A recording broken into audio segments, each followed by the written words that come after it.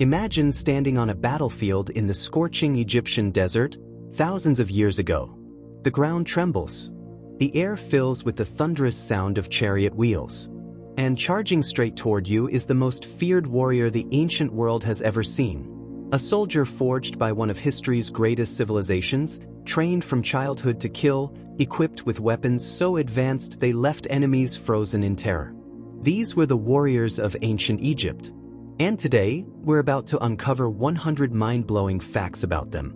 Welcome back, history lovers. If you are new here, pull up a chair, because this channel is your home for deep dives into the stories that shaped the ancient world. Today's video is something we have been building for a long time, and honestly, it might be one of the most packed videos we have ever made.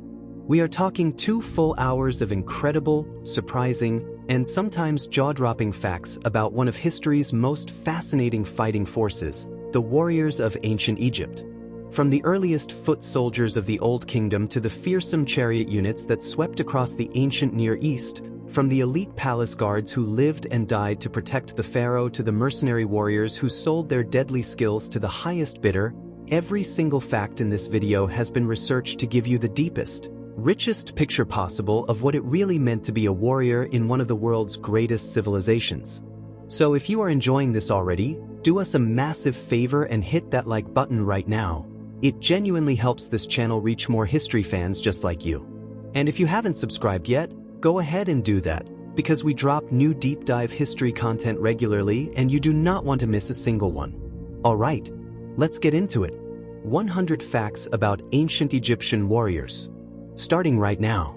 The very first organized military forces in ancient Egypt emerged during the early dynastic period, roughly around 3100 BCE, when the legendary ruler Narmer unified Upper and Lower Egypt under a single crown.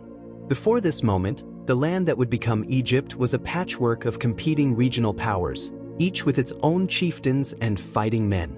The unification of Egypt was itself a military achievement, and from the beginning, the new Egyptian state understood that power required force to sustain it. The warriors who served in these early armies were not yet the highly trained professional soldiers of later eras. Instead, they were largely drawn from the general population, farmers and craftsmen who were organized into fighting units when the pharaoh needed them. These early Egyptian fighters were equipped with simple but effective weapons: stone-tipped spears, wooden clubs reinforced with stone heads, and bows made from a single piece of wood. Despite their relatively simple equipment compared to what would come later, these soldiers were disciplined, organized, and capable of remarkable military achievements. The military campaigns of Narmer and his immediate successors set a template for Egyptian warfare that would endure for thousands of years: overwhelming force, careful logistics, and the unshakable belief that the pharaoh was a god on earth whose enemies were, by definition, the enemies of cosmic order itself. One of the most surprising and little-known facts about the ancient Egyptian military is that for much of the Old Kingdom period, roughly 2686 to 2181 BC, Egypt did not actually maintain a permanent professional army at all. This might seem shocking when you consider how powerful and wealthy Egypt was during this era, the same period that produced the Great Pyramids and some of the most breathtaking monuments in human history. But the truth is that Egyptian society during the Old Kingdom was so stable and so well organized that the pharaohs of this period relied primarily on conscripted labor and temporary military levies rather than standing armies. When a military campaign was needed, to crush a revolt in Nubia, to raid Canaan for resources, or to punish desert tribes that had attacked trade routes, the state would draw men from the general population, arm them, march them to the conflict, and then send them home again when the fighting was done. This system worked remarkably well for centuries because Egypt's geography provided a natural defense that few enemies could penetrate. The surrounding deserts acted as vast moats, the Mediterranean Sea closed off the north, and the cataracts of the Nile created natural barriers to invasion from the south. Egypt's warriors of this era were defenders and raiders rather than conquerors, and their military system reflected this reality in fascinating ways. The role of the pharaoh as warrior king was not merely symbolic or ceremonial. It was one of the most deeply embedded concepts in all of ancient Egyptian culture, and it shaped the nature of the Egyptian military in profound ways. From the very earliest dynasties, The pharaoh was portrayed on temple walls, obelisks, and ceremonial palettes as the supreme military commander, the greatest fighter, the champion who personally crushed Egypt's enemies and maintained the divine order of the universe known as Ma'at. This image was so powerful and so central to Egyptian identity that even pharaohs who were primarily administrators or builders felt compelled to present themselves as warriors. The famous Narmer palette, one of the oldest surviving records of Egyptian kingship, shows the first pharaoh raising a mace above the head of a defeated enemy, a pose that would be replicated thousands of times over 3,000 years of Egyptian history. For the soldiers who served under these god kings, this ideology was enormously motivating. To fight in the army of the pharaoh was not simply to perform a civic duty, it was a sacred act. To die in battle for the pharaoh was a form of divine service.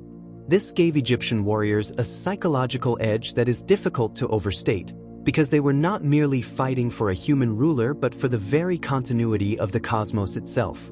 The bow was perhaps the single most important weapon in the Egyptian military arsenal across virtually the entire pharaonic period, and the Egyptians' mastery of archery was legendary throughout the ancient world.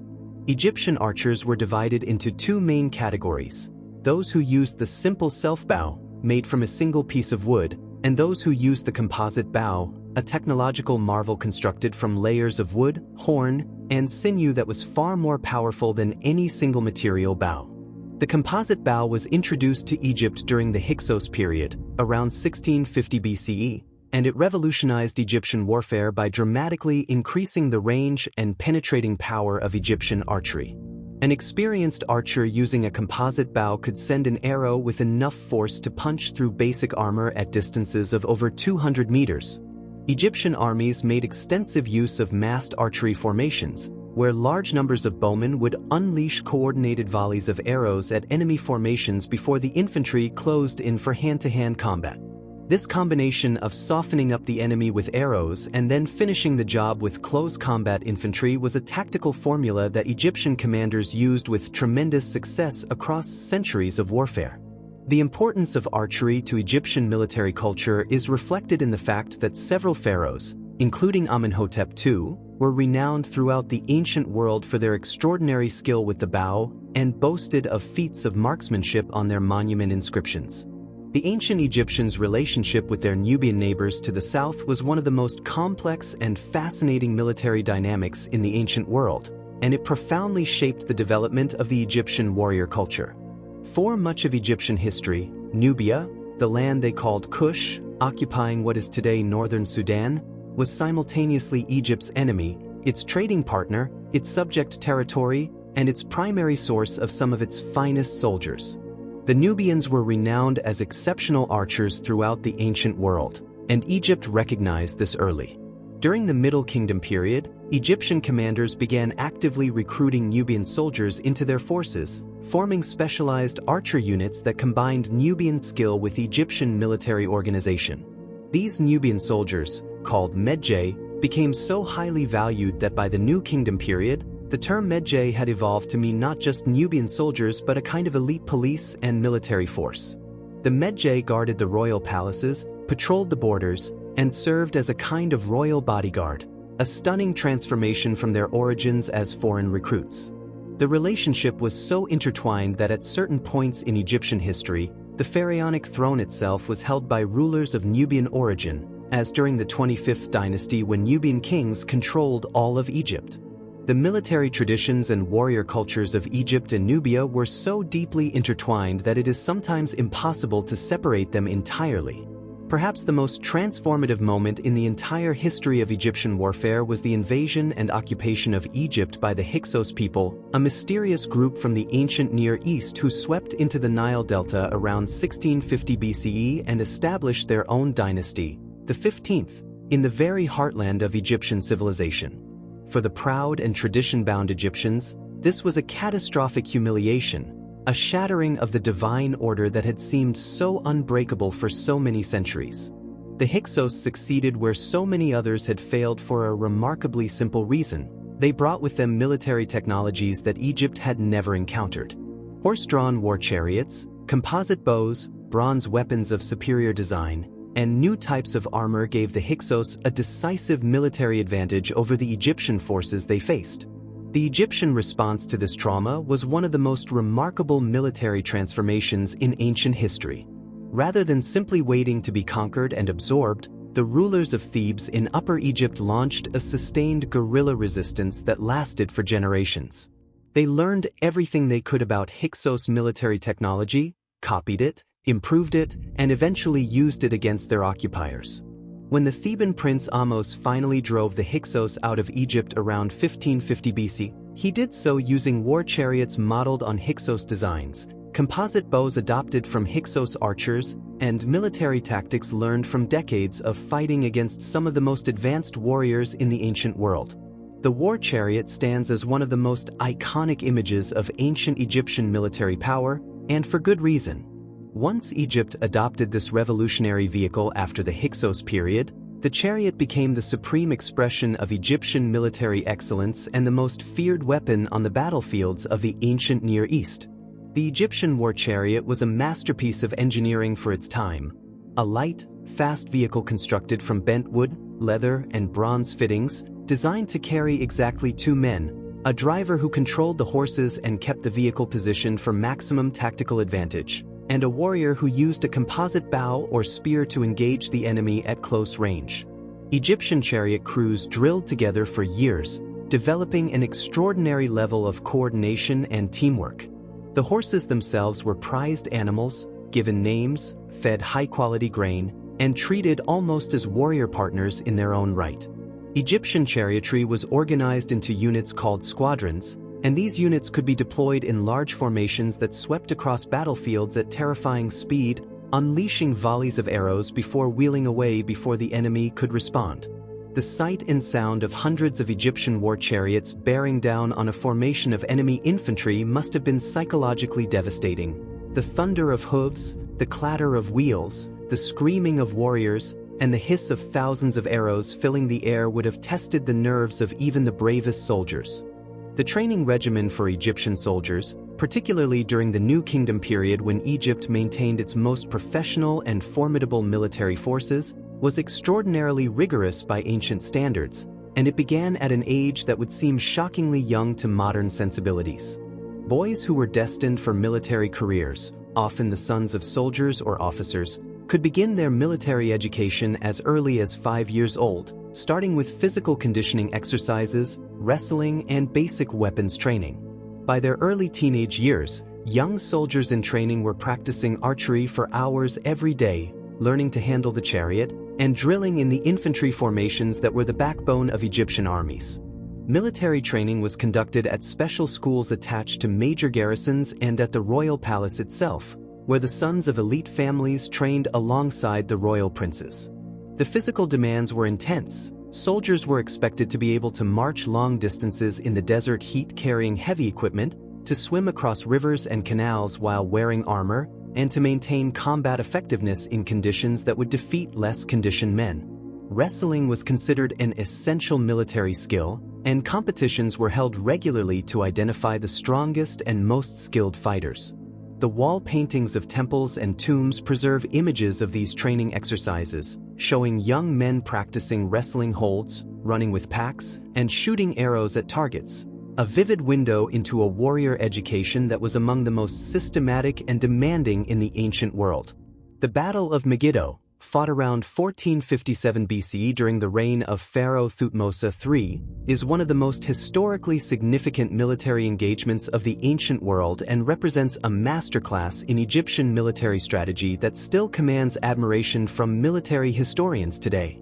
Thutmose III faced a coalition of Canaanite rulers who had gathered at the city of Megiddo, a strategically crucial fortress that controlled the passes through the Carmel mountain range, and were prepared to resist Egyptian authority with a substantial combined army.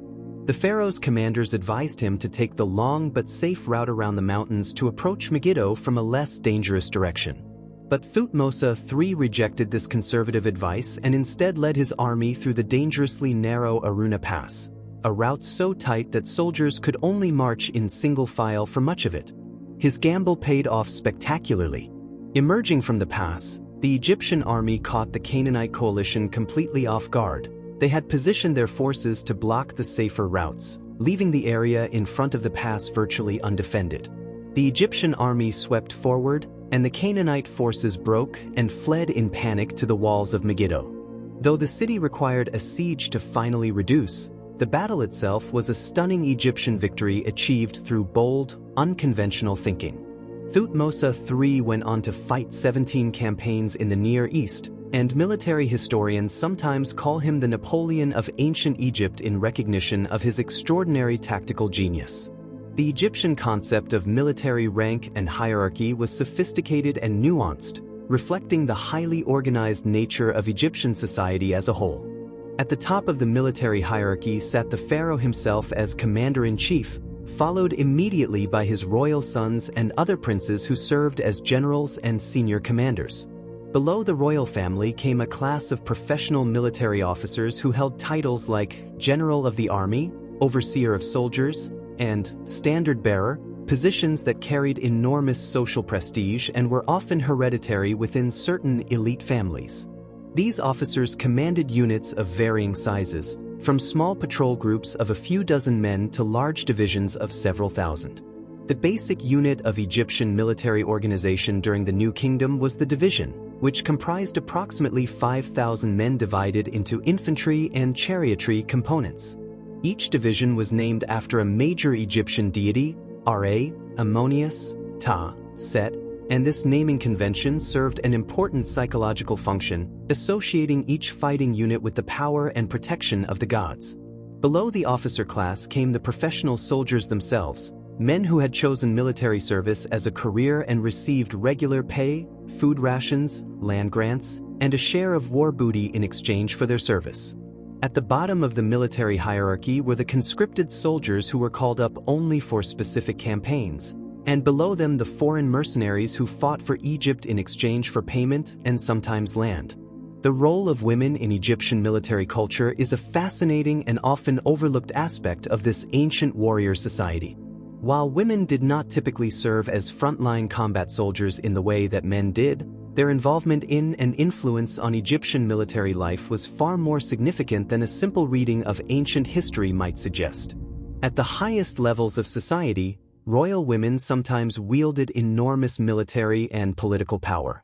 Queen Ahotep I, the mother of Amos I who drove out the Hyksos, is recorded in ancient inscriptions as having physically rallied Egyptian troops and maintained military resistance against the occupiers during a critical moment in the liberation struggle. She was awarded the Order of the Fly, Egypt's highest military decoration, for her actions. Hatshepsut, one of Egypt's most powerful rulers, not only commanded armies but personally participated in military campaigns, and her mortuary temple at Deir el-Bahari contains carvings depicting her military achievements. The warrior queen Nefertari, wife of Ramesses II, was depicted on temple walls wearing military regalia alongside her husband. Even at lower social levels, Egyptian military culture created space for women as administrators of military supplies and logistics, as temple musicians who performed rituals for soldiers preparing for battle, and as the wives and mothers who formed the social backbone of the communities that sustained Egypt's armies. The ancient Egyptian military's use of psychological warfare, the deliberate manipulation of the enemy's morale and will to fight, was remarkably sophisticated for its time and reflects a deep understanding of the human psychology of combat. Egyptian commanders understood that winning battles was not just about physical force but about breaking the enemy's belief that they could win. Temple walls and public monuments were decorated with enormous images of Egyptian warriors triumphant over their enemies, with defeated foes depicted as small, insignificant, and utterly helpless beneath the towering figures of Egyptian soldiers and pharaohs. These images were intended not only to celebrate past victories but to communicate a message to potential enemies. Resistance is futile, Egypt cannot be defeated, the gods themselves fight on Egypt's side. Before battles, Egyptian priests and officials would perform elaborate rituals designed to call down divine assistance and curse the enemy forces. Stories of Egyptian military power, sometimes embellished or entirely fabricated, were deliberately spread through the networks of trade and diplomacy that connected the ancient world, ensuring that Egypt's military reputation preceded its armies into new conflicts. Egyptian warriors themselves were given divine protection in the form of amulets, tattoos of protective deities, and magical inscriptions on their weapons and armor, all of which served to reinforce the soldier's belief in his own invincibility. This combination of physical preparation and psychological reinforcement made Egyptian warriors formidable opponents on any battlefield. The logistics of supplying and moving Egyptian armies was one of the most impressive organizational achievements of the ancient world, and it was as much a part of Egyptian military power as the soldiers themselves. Moving an army of tens of thousands of men, along with their weapons, food supplies, tools, animals, and equipment, across hundreds of miles of desert, river, and mountain terrain required a level of administrative sophistication that many ancient civilizations simply could not match. Egypt's advantage lay in its extraordinarily well-developed administrative system, which could track resources, organize transportation, and coordinate supply chains with remarkable efficiency. The Nile River served as Egypt's logistical superhighway. Armies could be moved, supplied, and reinforced using a fleet of transport barges that could carry enormous loads with relatively little effort. When campaigns took Egypt beyond the Nile Valley and into the deserts of the Sinai or the hills of the Levant, Egyptian logisticians established fortified supply depots along the routes, pre-positioned food and water at strategic points, and maintained regular courier networks to keep commanders informed of supply status. The Wells Road, across the Sinai Desert, developed over centuries of Egyptian campaigns, was a masterpiece of military logistics, featuring a series of fortified wells and supply stations that allowed Egyptian armies to cross one of the world's most inhospitable terrains with relative safety. This logistical mastery was one of the key factors that allowed Egypt to project military power far beyond its borders for thousands of years. The Shurden mercenaries stand as one of the most fascinating and mysterious elements of the Egyptian warrior story.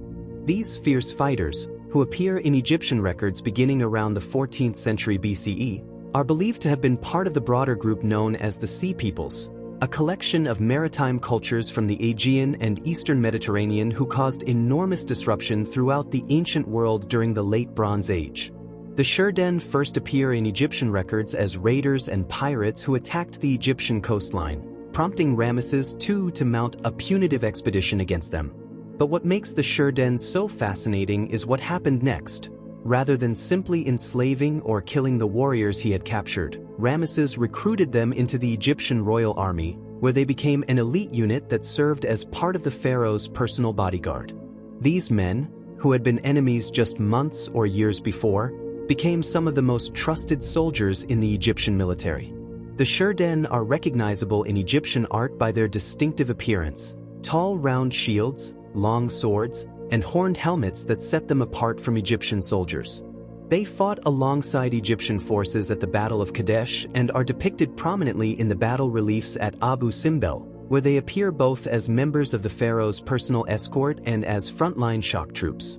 The Shurden phenomenon illustrates a key truth about the ancient Egyptian military. It was a remarkably inclusive institution that absorbed fighting talent from virtually any source. The chariot corps of the New Kingdom Egyptian army was organized into a system of remarkable complexity and sophistication that reflected the enormous importance Egypt placed on this arm of its military. Egyptian chariot units were divided into squadrons of 25 vehicles each, and these squadrons were themselves organized into larger formations.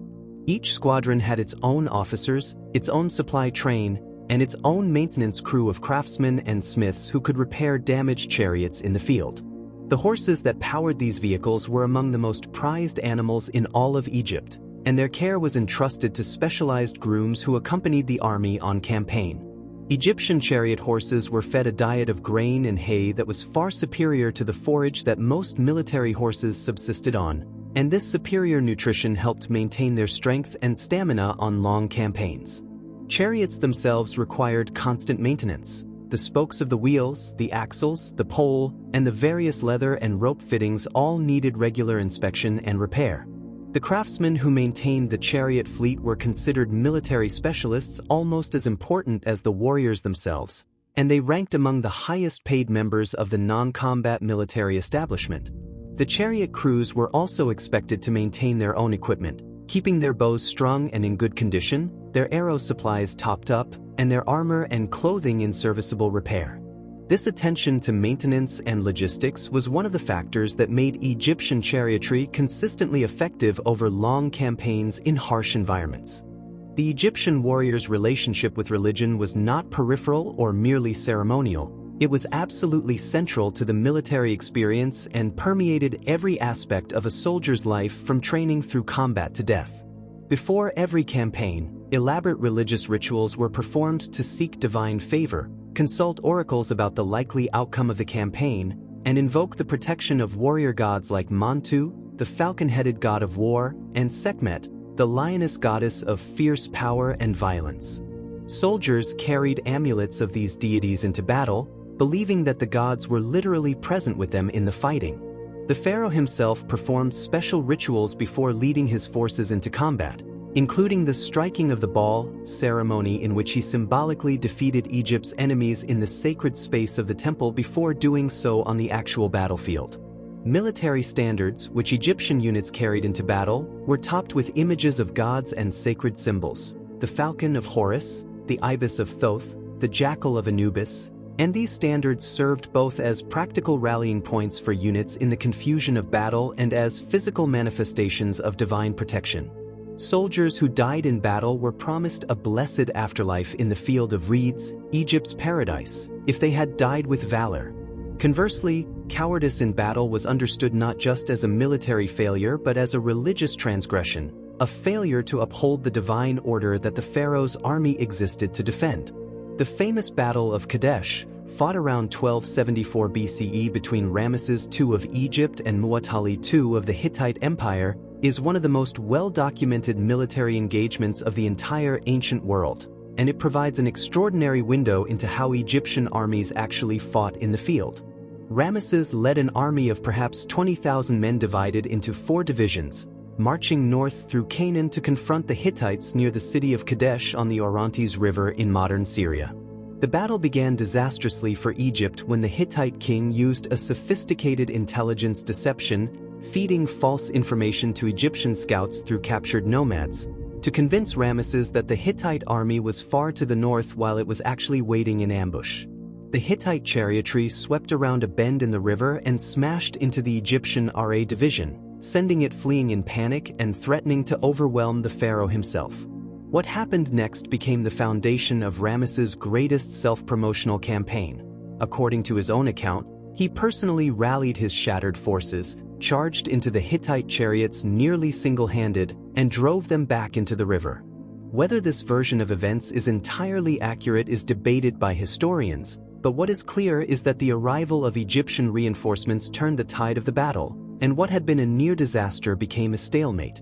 The battle ended without a decisive victor, but the peace treaty that followed, the world's oldest surviving international peace agreement, was a remarkable document that treated both sides as equals. The armor worn by Egyptian warriors is a subject of great fascination and considerable archaeological complexity, because the Egyptians used a variety of protective equipment that evolved significantly over time and varied enormously between different ranks and types of soldiers. The most common form of protection for ordinary Egyptian infantry was a large shield made from cowhide stretched over a wooden frame, substantial enough to stop arrows and deflect sword blows when handled correctly, but light enough to carry on long marches. Egyptian shields were typically painted with distinctive designs that helped identify units in the chaos of battle. For more elite soldiers and officers, Egypt developed various forms of scale armor during the New Kingdom period, consisting of hundreds of small bronze or leather scales stitched onto a linen backing. These scale corselets could protect the wearer from arrows and sword blows while remaining flexible enough for active combat, though they were hot, heavy, and expensive to produce. The pharaoh and his most elite warriors wore more elaborate protection, including bronze helmets and in some cases what appears to be a form of lamellar armor, a system of overlapping rectangular plates tied together to form a flexible but very protective covering. Interestingly, Egyptian art often shows pharaohs and high-status warriors fighting without armor at all, or with only minimal protection, which may reflect either a real cultural attitude about the invincibility of divine warriors or simply an artistic convention that prioritized showing the warrior's body in all its powerful glory. The Egyptian military's use of siege warfare and fortification represents a sophisticated branch of ancient military engineering that is often overshadowed by the more dramatic stories of open-field battles. Egypt built an extensive network of fortresses across its territories and borders, from the mighty chain of forts along the Nubian frontier to the series of defensive installations in the eastern Nile Delta designed to prevent the kind of invasion that the Hyksos had mounted. The most impressive of these fortification systems was the Walls of the Ruler, a series of forts and associated infrastructure in the eastern Sinai, which served as a militarized border zone preventing unauthorized movement into Egypt while allowing the army to project power eastward. Individual Egyptian fortresses were genuine masterpieces of military architecture, featuring walls of massive mud brick construction, towers providing overlapping fields of fire for archers, dry moats to slow attacking forces, and carefully designed gate systems that forced attackers into channeled kill zones. When Egyptian armies besieged enemy cities, they employed a variety of techniques depending on the situation, cutting off the city's water supply, undermining walls, constructing earthen ramps to bring attackers up to wall level, and using battering rams and scaling ladders in direct assaults. The Egyptians also used a surprisingly sophisticated system of fortified supply camps during campaigns, creating temporary defensive positions that could protect the army while it was resting or resupplying, and which could serve as fallback positions if the army was forced to retreat. The economic rewards that military service offered to ordinary Egyptians were one of the most important factors driving recruitment and maintaining morale in Egyptian armies, and understanding these incentives helps explain why men willingly subjected themselves to the dangers and hardships of ancient warfare. Professional soldiers in the New Kingdom military received regular rations of grain, beer, and other food items that provided a reliable subsistence that agricultural workers could not always count on. Beyond daily subsistence, soldiers were entitled to a share of the booty captured during successful campaigns, which could range from enemy weapons and livestock to valuables looted from defeated cities. The most coveted military reward, however, was land. The Egyptian state regularly granted parcels of agricultural land to veteran soldiers in exchange for their service, allowing men of common birth to become landowners, a dramatic social elevation in a society where land ownership was the foundation of wealth and status. Officers received larger land grants than ordinary soldiers, and the most distinguished commanders received estates that made them effectively part of the Egyptian elite. Beyond land, military service offered the possibility of social advancement through the officer ranks for men of talent and ambition, regardless of their birth. Several of Egypt's greatest generals and even one of its most famous pharaohs, Horemheb, rose to power from relatively humble military origins. For many Egyptians, military service was quite literally the path from obscurity to prominence, and this social mobility was a powerful engine of military motivation. The treatment of prisoners of war by Egyptian warriors is a subject that reveals both the brutal realities of ancient warfare and some surprisingly pragmatic attitudes toward conquered enemies. In the immediate aftermath of victory, Egyptian soldiers typically rounded up surviving enemy combatants and non-combatants alike, binding their arms behind their backs in the distinctive pose so often shown in Egyptian military art. The senior prisoners, rulers, princes, and high-ranking officers were valuable commodities who might be ransomed back to their families or taken to Egypt to appear in triumph before the pharaoh. Enemy rulers who agreed to submit and acknowledge Egyptian suzerainty might be returned to their kingdoms as Egyptian vassals, now obligated to send tribute annually and to avoid independent foreign policy.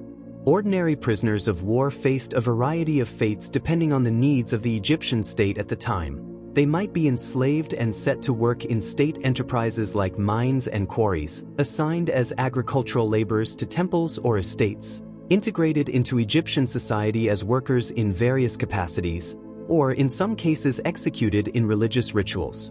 The practice of counting enemy dead was important in Egyptian military culture, and soldiers were expected to present physical proof of their kills in the form of severed hands or, in some earlier periods, other body parts. This grim accounting helped commanders assess the success of engagements and helped individual soldiers document their combat record for the purposes of reward and recognition. The ancient Egyptian navy is one of the most neglected aspects of Egyptian military power in popular discussions of this civilization, but Egypt's maritime military capability was considerable and played a crucial role in several of the most significant military events of ancient history.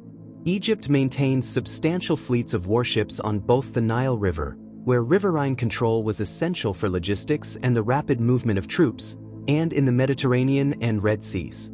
Egyptian warships were oar-powered galleys armed with fighters who could board enemy vessels in the boarding actions that characterized ancient naval combat, as well as archers who could engage enemy ships from a distance.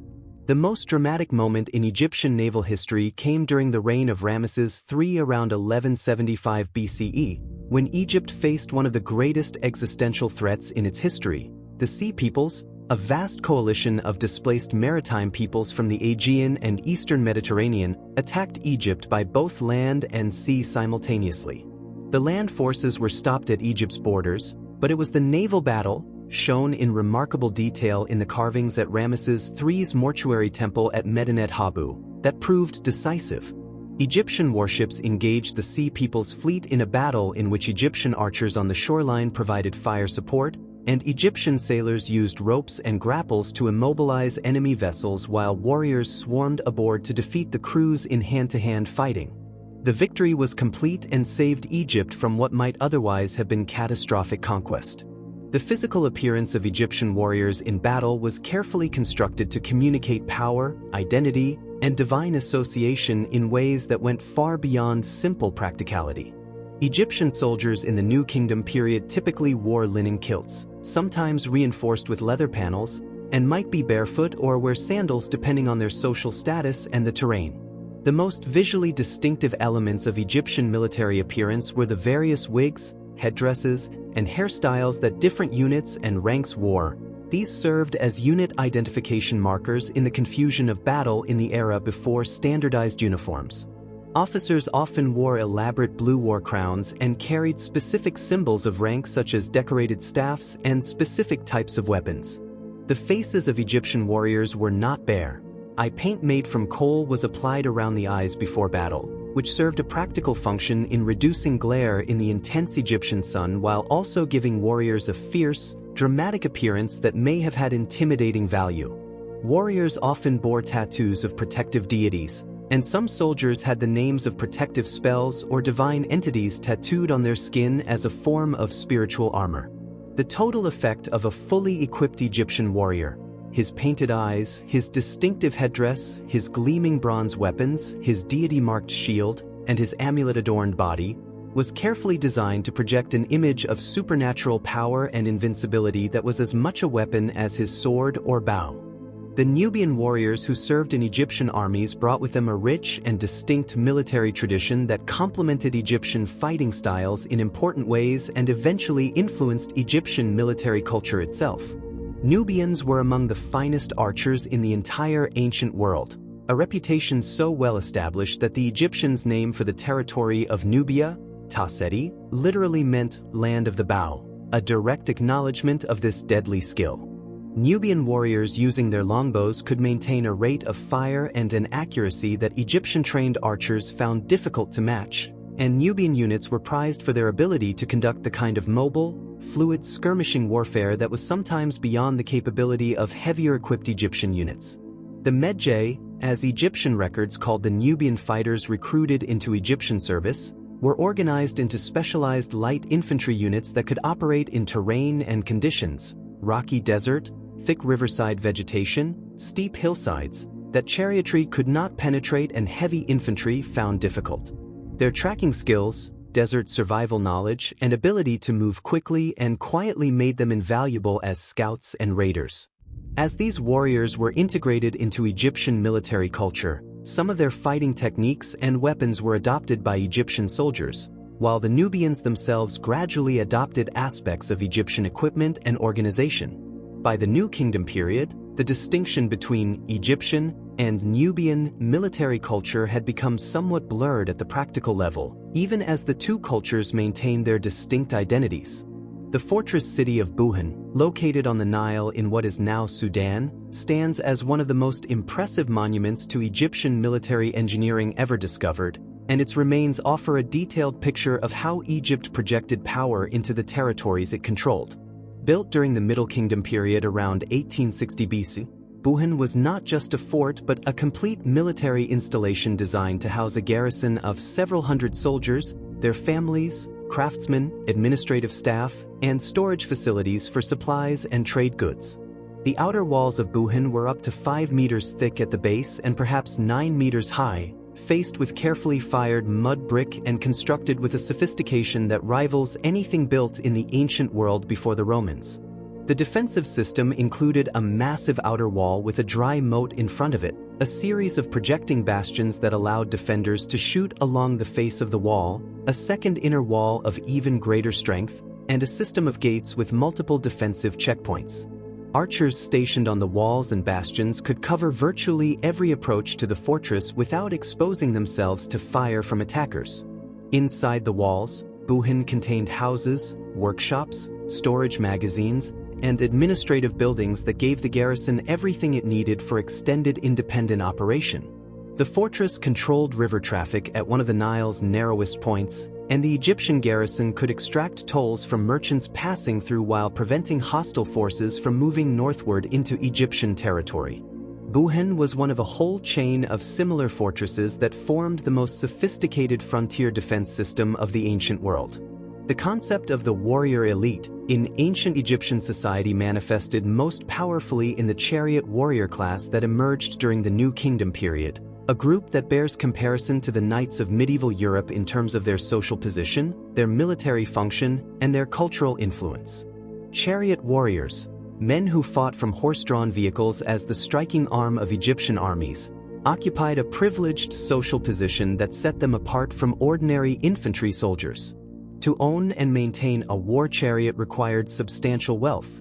The vehicle itself, the horses, the harness, the maintenance equipment, and the weapons needed by both the driver and the fighter represented an investment that was beyond the means of most Egyptians. As a result, chariot warriors typically came from the upper strata of Egyptian society, the sons of officers, of provincial administrators, of merchants, and of other wealthy men, and their military service reinforced their elite social status, while the social status in turn reinforced the military elite's sense of superiority and esprit de corps. These men trained together from childhood, competed with each other in peacetime exercises and races, ate better, were equipped with superior weapons, and in battle occupied the most prestigious and dangerous positions. They developed a distinctive warrior culture with its own codes of conduct, its own recognition of individual martial achievement, and its own traditions of honor. The best chariot warriors were celebrated in inscriptions and wall paintings, their individual feats of arms recorded for posterity in ways that ordinary infantrymen's contributions rarely were. The military campaigns of Thutmose III, often called Egypt's greatest warrior king, represent perhaps the most sustained and successful period of Egyptian military expansion in the entire Pharaonic period, and studying these campaigns reveals the full scope of Egypt's military capability at the height of its power. During his roughly 54-year reign, Thutmose III conducted 17 military campaigns into Syria and Canaan, systematically defeating the coalition of Canaanite city-states that repeatedly attempted to reassert their independence from Egyptian overlordship. What makes Thutmose's campaigns so remarkable is not just their success but their careful strategic design. Each campaign built on the results of the previous one, systematically reducing the number of independent powers that could resist Egypt while establishing a network of garrison cities and loyal vassal states that made Egyptian control more and more permanent. Thutmose also conducted a major campaign southward into Nubia, pushing Egypt's southern frontier to its furthest extent and establishing the military infrastructure, forts, supply depots, administrative centers, that would make this expansion durable. The records of Thutmose III's campaigns, preserved in the annals at Karnak Temple, represent the most detailed account of Egyptian military operations that survives from the entire ancient period, providing modern historians with an extraordinary window into how Egyptian armies moved, fought, supplied themselves, and consolidated their victories. By the time Thutmose died, Egypt's empire extended from the Euphrates River in the north to the Fourth Cataract of the Nile in the south, the largest territorial extent in Egyptian history. The experience of ordinary Egyptian foot soldiers on campaign was a mixture of long stretches of monotonous marching and terrifying moments of combat violence that would be recognizable to soldiers of any era. Most of a soldier's time on campaign was spent not fighting but walking, covering distances that could reach 20 to 25 miles per day in the desert heat, carrying weapons, armor, tools, and personal equipment that might weigh 30 to 40 pounds. Water was the constant obsession of every soldier in the desert environment, and the carefully maintained network of wells and cisterns along Egypt's campaign routes was the logistical foundation on which military operations depended. Soldiers ate simple food, grain porridge, dried fish, bread baked during rest stops, dried legumes, and onions, a monotonous diet that provided adequate calories but little pleasure. Beer, when available, was an important part of the military ration, providing both calories and a measure of psychological comfort in difficult conditions. At night, soldiers camped in their units, maintaining watch rotations against night attacks, often sleeping on the bare ground with whatever personal sleeping equipment they had carried from home.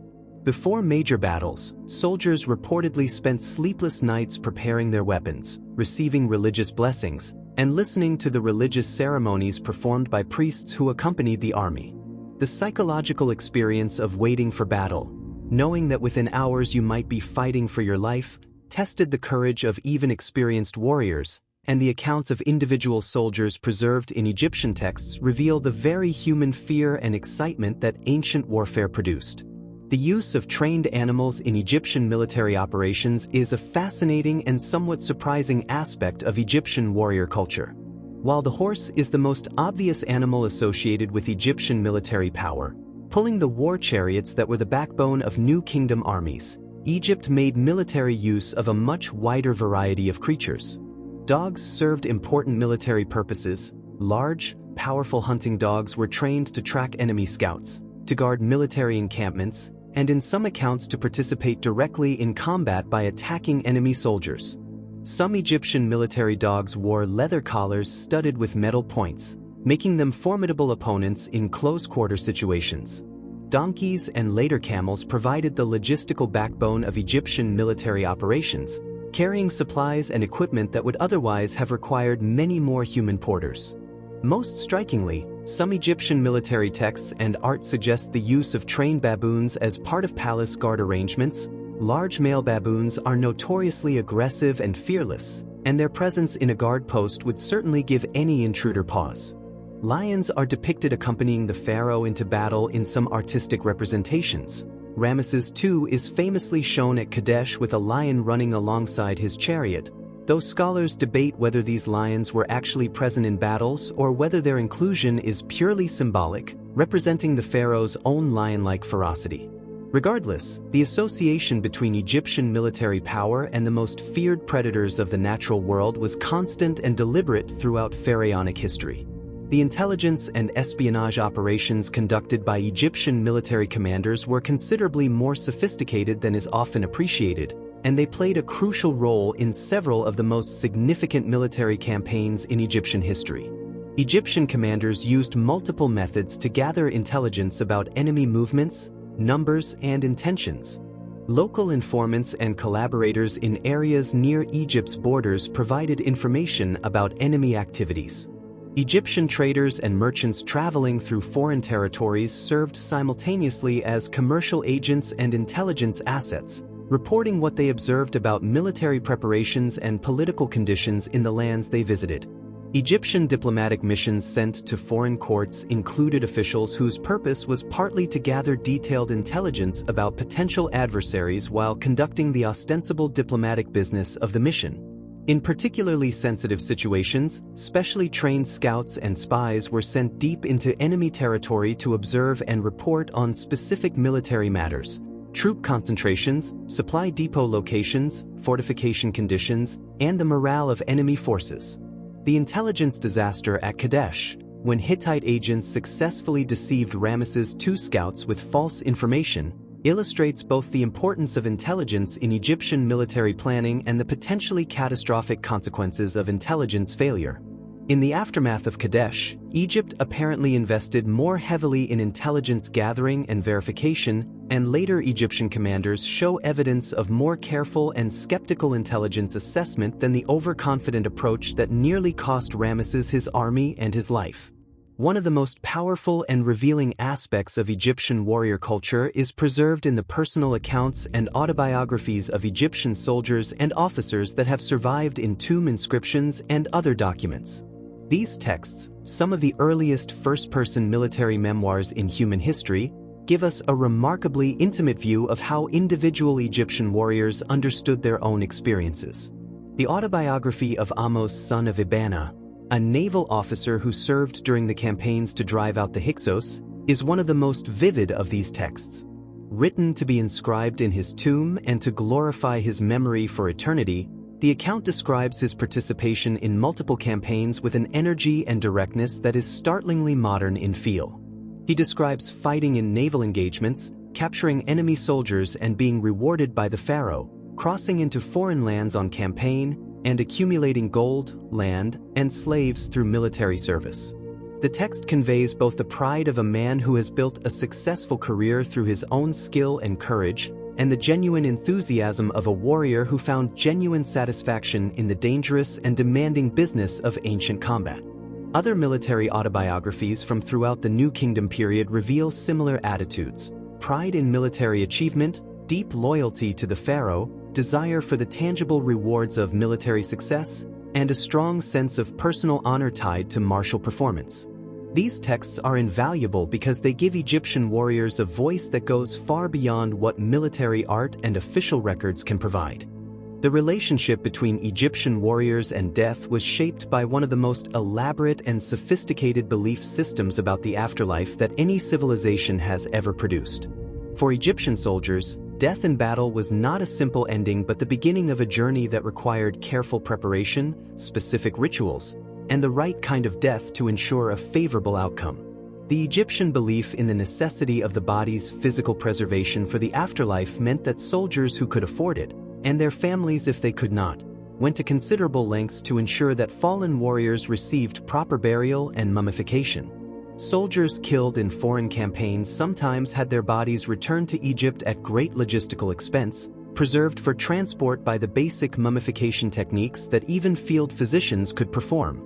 Those who could not be recovered were mourned through proxy funeral rituals that were believed to be effective even for those whose bodies were never found. Warriors who died in battle were promised a particularly favorable reception in the afterlife, as their death was considered to have occurred in service of the pharaoh and the divine order. They had died performing perhaps the most sacred duty an Egyptian man could perform.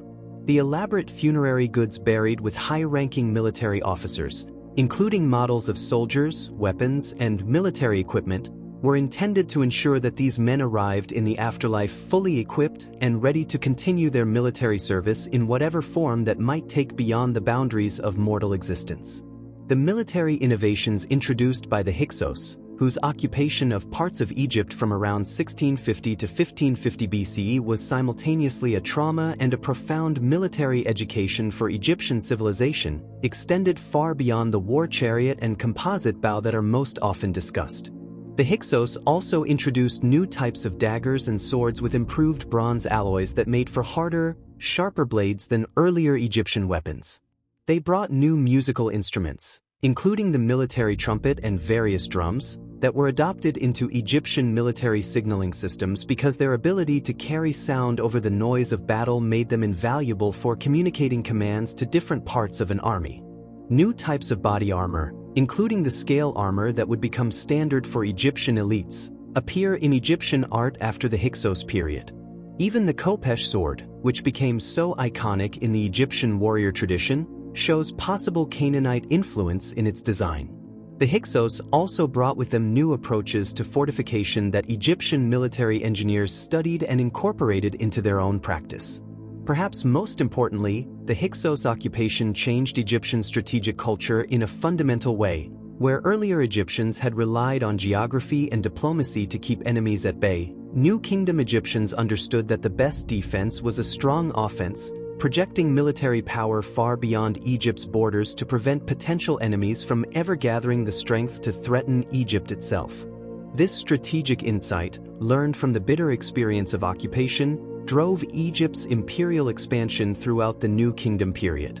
The warrior culture of ancient Egypt placed enormous value on individual martial excellence and celebrated specific combat achievements in ways that are remarkably parallel to the military honor cultures of much later civilizations. Egyptian warriors who distinguished themselves in battle could receive specific awards and decorations from the pharaoh that publicly acknowledged their achievements. The most prestigious of these was the Gold of Honor, or Gold of Valor, a set of gold necklaces, arm rings, and other ornaments that the pharaoh personally presented to warriors who had performed extraordinary acts of bravery or military skill. These awards were publicly bestowed at ceremonies where the warrior was brought before the pharaoh and the assembled army, praised for his specific deeds, and invested with the gold ornaments while the troops cheered. Being awarded the Gold of Honor was a career-defining moment that transformed ordinary soldiers into celebrated heroes and dramatically elevated their social status. The tomb inscriptions of officers who received these awards invariably mention them prominently because the awards were among the most prestigious achievements a military career could bring. Beyond the Gold of Honor, Egyptian warriors could receive land grants, slaves, captive livestock, and shares of war booty as rewards for exceptional service. Individual combat kills were counted and rewarded, and soldiers who accumulated impressive personal tallies of enemy soldiers slain were noted for advancement and additional recognition. This elaborate system of martial recognition served as a powerful motivator that encouraged aggressive individual performance while also creating a culture of competitive martial excellence throughout the Egyptian military establishment. The fortress of Semna, built by Pharaoh Senusret III around 1860 BCE on the Nile's Second Cataract in Nubia, was the southernmost point of Egypt's Middle Kingdom Empire and one of the most formidable military installations in the ancient world. What makes Semna particularly fascinating from a military history perspective is the remarkable set of steles that Senusret III erected there. Stone monuments that specified in precise terms exactly what the Egyptian garrison station there was expected to do and not do.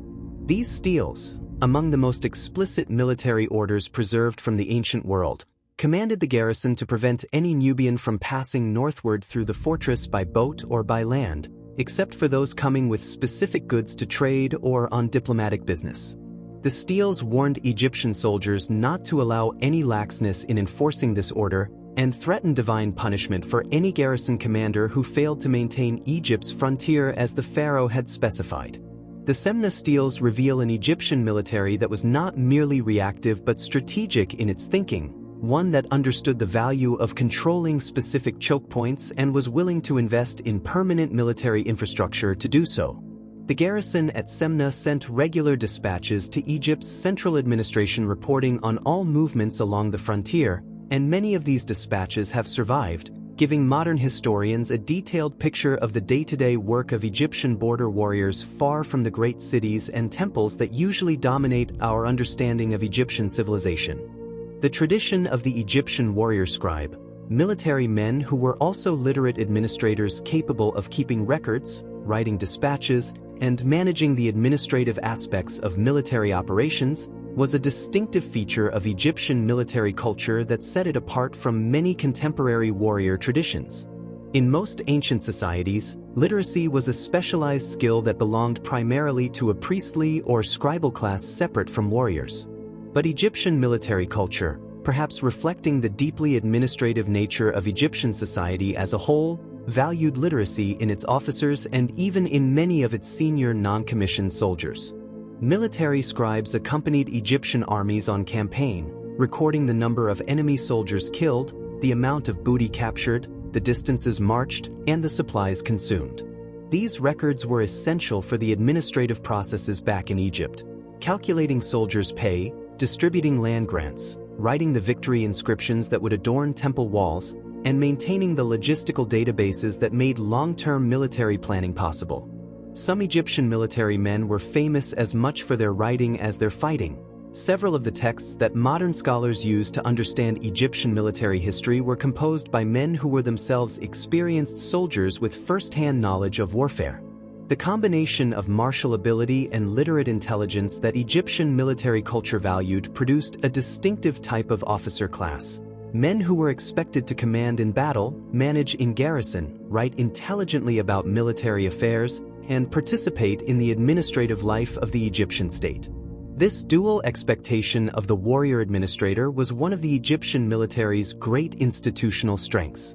The warrior traditions of Egypt's ancient enemies and neighbors, the Hittites, the Mitanni, the Assyrians, the Libyans, the Nubians, all influenced Egyptian military practice in ways both obvious and subtle, creating a military culture that was constantly absorbing and adapting ideas from across the ancient world.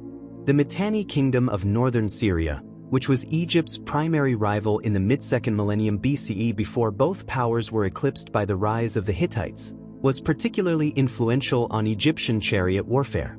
The Mitanni were the most sophisticated chariot warriors of their age, and when Egypt first encountered them in force, Egyptian commanders quickly recognized that Mitanni chariot tactics represented a significant advance over what Egypt had previously employed. The subsequent diplomatic and occasionally military relationship between Egypt and Mitanni involved not just political negotiations but a genuine exchange of military knowledge. Mitanni horse trainers were apparently employed by Egypt to train horses for the Royal Chariot Corps, and Mitanni chariot techniques were studied and adapted by Egyptian commanders. The Libyans who lived west of Egypt also influenced Egyptian military culture, contributing specifically their distinctive feathered headdresses to Egyptian military iconography and eventually contributing large numbers of warriors to Egyptian armies as mercenaries and federated troops. By the late New Kingdom period, Libyan warriors had become so integrated into Egyptian military life that some of them rose to command entire armies, and eventually a dynasty of pharaohs of Libyan origin, the 22nd dynasty, ruled Egypt, transforming themselves from warriors into kings through the classic mechanism of military success leading to political power. The medical care available to Egyptian warriors was, by ancient standards, remarkably sophisticated, and the Edwin Smith Papyrus, a medical text dating to around 1600 BCE but apparently based on much earlier material, reveals a level of understanding of traumatic injuries that was not equaled in the Western medical tradition until many centuries later. Egyptian military physicians who accompanied armies on campaign dealt with the full spectrum of combat injuries: arrow wounds, sword cuts, spear thrusts, blunt trauma from clubs and maces, crush injuries from chariot accidents, and the various infections and illnesses that plagued ancient armies in the field. The Edwin Smith Papyrus deals extensively with head and neck wounds, precisely the types of injuries most likely to be encountered in ancient combat, and its clinical descriptions of 48 cases of injury show a careful, observation-based approach to medicine that is startlingly empirical by ancient standards. The text categorizes injuries as treatable, possibly treatable, and untreatable, showing a pragmatic realism about medical limitations.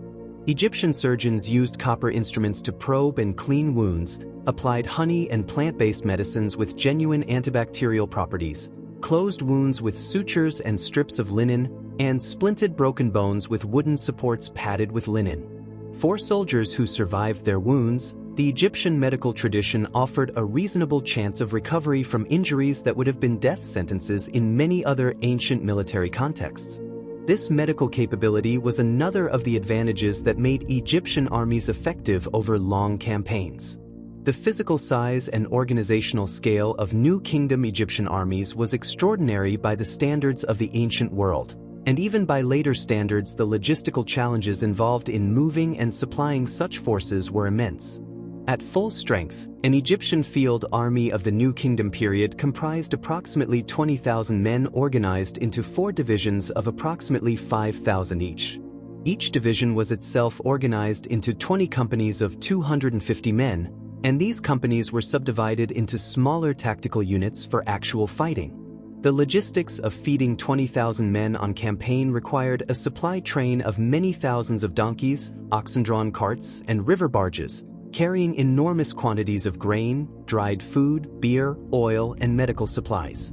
A campaign army also traveled with its own craftsmen, smiths to repair weapons and chariots, carpenters and leather workers, physicians, scribes and administrators, priests to conduct daily religious observances, and supply masters responsible for managing the distribution of food and equipment. All of these support personnel could add another 10,000 or more people to the effective size of an army on the move, making Egyptian military campaigns massive logistical operations that required months of preparation before the first soldier took a step. The ability to organize, supply, and maintain armies of this size for campaigns lasting months and covering hundreds of miles was one of Egypt's great competitive advantages in the ancient world, and it rested on the same extraordinary administrative capacity that built the pyramids and managed the Nile flood every year. The phenomenon of royal women serving as regents and military commanders during periods when the male pharaoh was absent, a minor, or otherwise incapacitated reveals an important and often overlooked aspect of Egyptian military culture: the inclusion of women in the very highest levels of military and political power. The most dramatic example is Queen Ahotep I, mother of the dynasty founding Pharaoh Ahmose I, who appears in ancient texts not as a passive figure but as an active military leader who held the Egyptian cause together during the final phase of the struggle against the Hyksos. An inscription from her time credits her with having cared for her soldiers. She has guarded Egypt, she has brought back her fugitives, and collected together her deserters.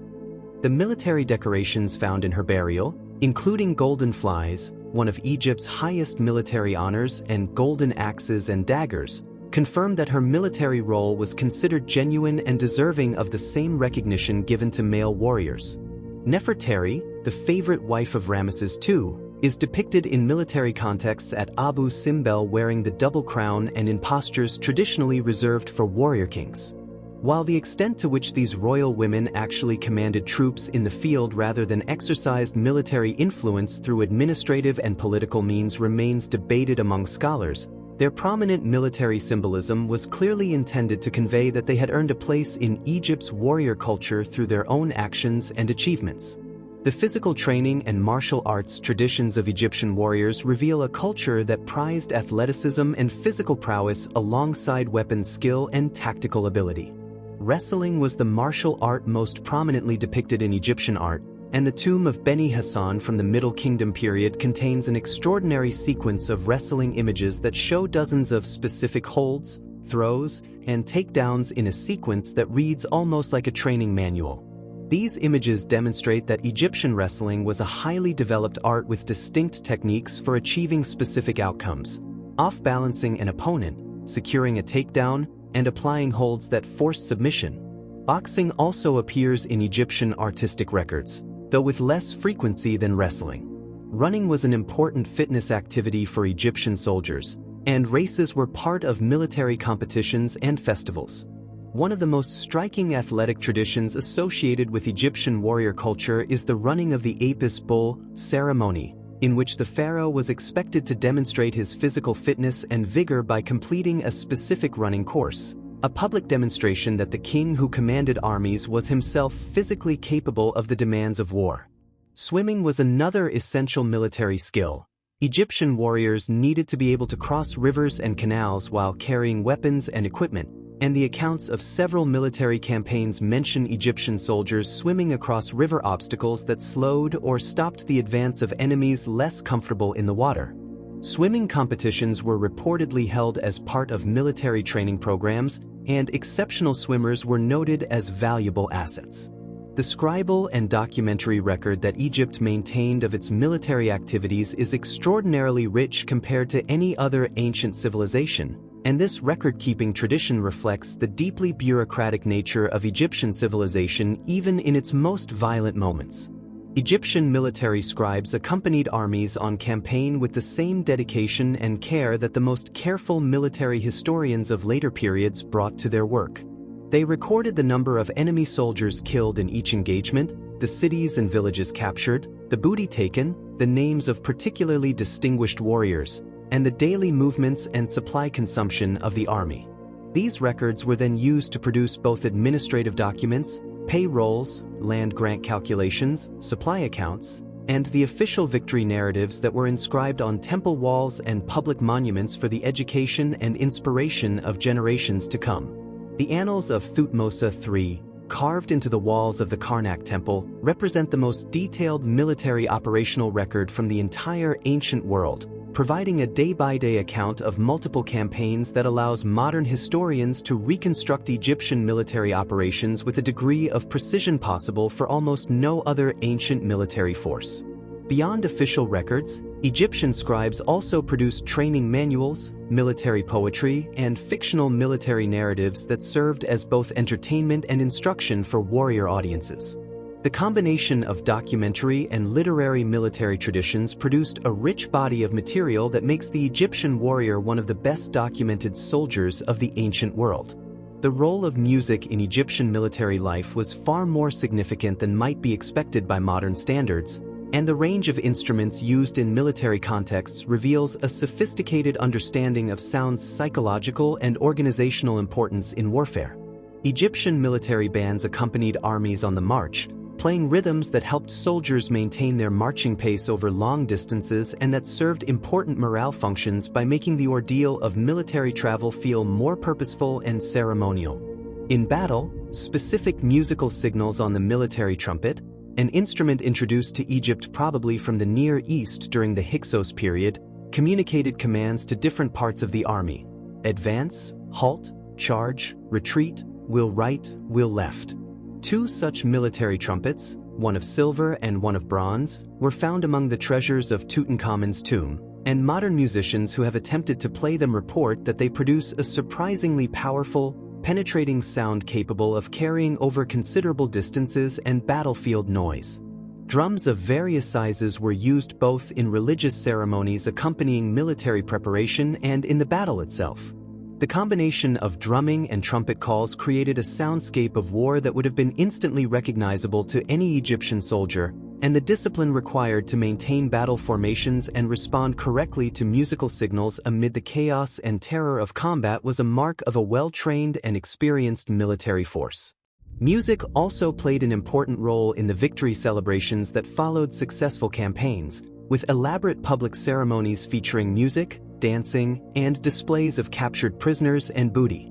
The long and complex history of Egyptian military engagement with the peoples of the Levant, the coastal lands of modern Israel, Lebanon, and Syria, produced a pattern of repeated campaigns, temporary subjugation, rebellion, reconquest, and diplomatic settlement that spans more than 15 centuries of pharaonic history and reveals Egypt's fundamental strategic challenge in its northeast.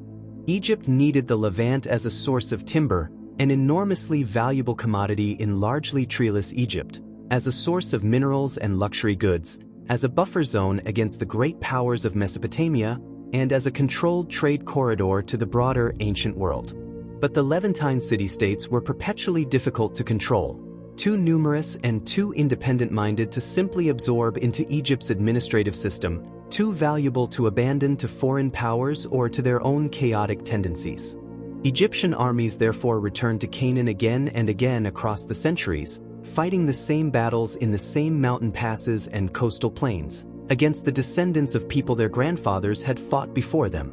This constant military engagement produced a body of campaign experience that made Egyptian commanders exceptionally knowledgeable about the specific geography, politics, and military capabilities of the Levant. Egyptian warrior culture incorporated this knowledge into a practical tradition of operational planning that took account of specific local conditions, which city-states were likely to collaborate with Egypt, which needed to be dominated by force, which could be played against each other diplomatically, and which mountain routes were passable for chariots and which were not. The Ramesseum, the massive mortuary temple of Ramesses II on the west bank of the Nile near Luxor, contains some of the most remarkable military art in the entire ancient world, and its walls preserve an extraordinarily detailed record of the Battle of Kadesh that serves as the primary visual source for our understanding of Egyptian military tactics. The Kadesh reliefs, carved across multiple registers that wrap around the walls of the temple, show the Egyptian army in action with a level of operational detail that is unmatched in any other ancient military art. The images depict the Egyptian camp with its organized rows of tents and supply wagons, showing how the camp was laid out in a rectangle with specific areas designated for different units and functions. They show the Hittite chariot attack coming around the riverbed, the panic in the Egyptian RA division, and the personal intervention of Ramesses II, who is depicted on a superhuman scale, alone against masses of Hittite enemies, bow drawn, charging into the fray. They show the desperate fighting around the Egyptian camp, the arrival of Egyptian reinforcements, and ultimately the retreat of the Hittite forces. The images also preserve details that would be unrecorded in text: the specific equipment of individual soldiers, the way chariots maneuvered in combat, the handling of prisoners, and the aftermath of battle, including the counting of enemy dead. These carvings are simultaneously official royal propaganda and genuine operational records, and unpacking the difference between these two functions reveals much about how Egyptian military culture understood and represented its own violence. The warrior traditions of ancient Egypt did not exist in isolation but were deeply intertwined with the sporting and hunting culture of the Egyptian elite, which served as both preparation for actual warfare and as a substitute for it during peacetime. Royal hunting expeditions, in which the pharaoh and his noble companions hunted lions, bulls, elephants, and other dangerous prey from chariots, were not merely entertainment but were explicitly understood as military training and as demonstrations of royal warrior power. The skills required for successful chariot hunting, controlling the vehicle at speed, maintaining accurate archery while in motion, quick reactions to unpredictable animal movements, and physical courage in the face of genuinely dangerous opponents, were precisely the skills needed for chariot warfare, and Egyptian elites who excelled at hunting were understood to be developing their martial capabilities at the same time. Amenhotep III famously distributed commemorative scarabs celebrating his hunting achievements, including one that records him killing over 100 fierce bulls in a single hunting expedition, a feat that was as much a military statement as a sporting achievement. The connections between hunting and warfare were reinforced by religious symbolism. The pharaoh hunting a lion or an elephant in Egyptian art represents the same cosmic drama as the pharaoh defeating foreign enemies, the triumph of order over chaos, of civilization over the wild. This blurring between hunting and warfare was deliberate and reflects the Egyptian understanding that the warrior's essential qualities, courage, skill, ruthlessness, and divine sanction, were the same whether expressed against human enemies or dangerous animals. The administrative structure that supported Egyptian warriors in peacetime, managing the garrisons, training centers, weapons workshops, horse breeding establishments, and supply depots that kept the military machine running between campaigns, was one of the most sophisticated military administrative systems in the ancient world. The office of Overseer of the Army was one of the most powerful positions in the Egyptian state during the New Kingdom period, responsible not just for operational military command but for the entire administrative apparatus that supported it. Subordinate to this position were a hierarchy of specialist administrators: overseers of horse stables, overseers of weapons workshops, overseers of military scribes, and administrators of the various military training establishments that produced the soldiers Egypt needed. The weapons workshops attached to major garrisons and to the royal palace were essentially state-run armories of considerable industrial capacity. They employed specialized craftsmen to produce bows, arrows, spears, swords, chariots, and armor in the quantities needed to equip large armies. Records from these establishments have survived in the form of administrative papyri that give detailed accounts of production rates, material consumption, and quality standards. The chariot workshops were particularly specialized operations requiring the skills of wheelwrights, woodworkers, leatherworkers, and bronze smiths working in coordinated production systems that represent some of the most sophisticated manufacturing in the ancient world. Managing all of this during peacetime while maintaining readiness for rapid mobilization required administrative capabilities that were among Egypt's most impressive institutional achievements. The role of foreign language interpreters and cultural specialists in Egyptian military operations is a fascinating aspect of ancient Egyptian military culture that is rarely discussed but was essential to the success of Egyptian campaigns across a broad range of culturally and linguistically diverse territories. As Egypt expanded its military reach into Syria, Canaan, Nubia, and Libya, its commanders encountered peoples speaking dozens of different languages and dialects, organized according to social and political principles fundamentally different from Egypt's own. and motivated by cultural values that Egyptian commanders needed to understand if they were to translate military victory into lasting political control. Egypt therefore developed a tradition of training specialized military translators and cultural advisors, men who learned foreign languages, studied foreign customs, and served as essential intermediaries between Egyptian commanders and the foreign peoples they conquered or allied with. Some of these specialists were themselves foreigners who had been brought to Egypt as children and educated in Egyptian institutions, hostage princes from vassal states who learned Egyptian ways while serving as instruments of Egyptian diplomatic strategy, and who were eventually returned to their home kingdoms as Egyptian-educated rulers reliably friendly to Egyptian interests. Others were Egyptians who had spent years in foreign territories as merchants, diplomats, or administrators and had learned local languages and customs. These cultural specialists were not glamorous warriors, but their knowledge was often as strategically important as the performance of any chariot squadron, and the inability to understand and communicate with conquered peoples was a significant source of military and administrative failure throughout ancient history. The chariot horses of ancient Egypt were not the massive heavy horses of later medieval Europe but relatively small, fast animals probably descended from the wild horses of the Eurasian steppes, creatures that were prized above almost any other military asset and whose care and breeding were matters of the highest state priority.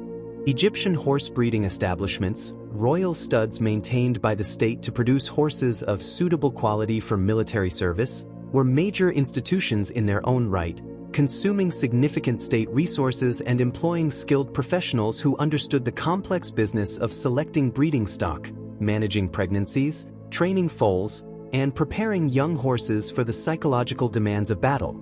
The horses used in Egyptian war chariots were typically deployed in pairs of matched animals, and finding two horses that were well matched in size, speed, and temperament, and that could work together in harness without the friction that could be catastrophic in battle, was a major challenge that horse handlers spent years addressing. Egyptian military texts preserve the names given to individual chariot horses, indicating that these animals were treated as individuals rather than merely as equipment. Ramesses II reportedly named his favorite battle horses, one of which, Victory in Thebes, was commemorated in inscriptions for its role in the Battle of Kadesh.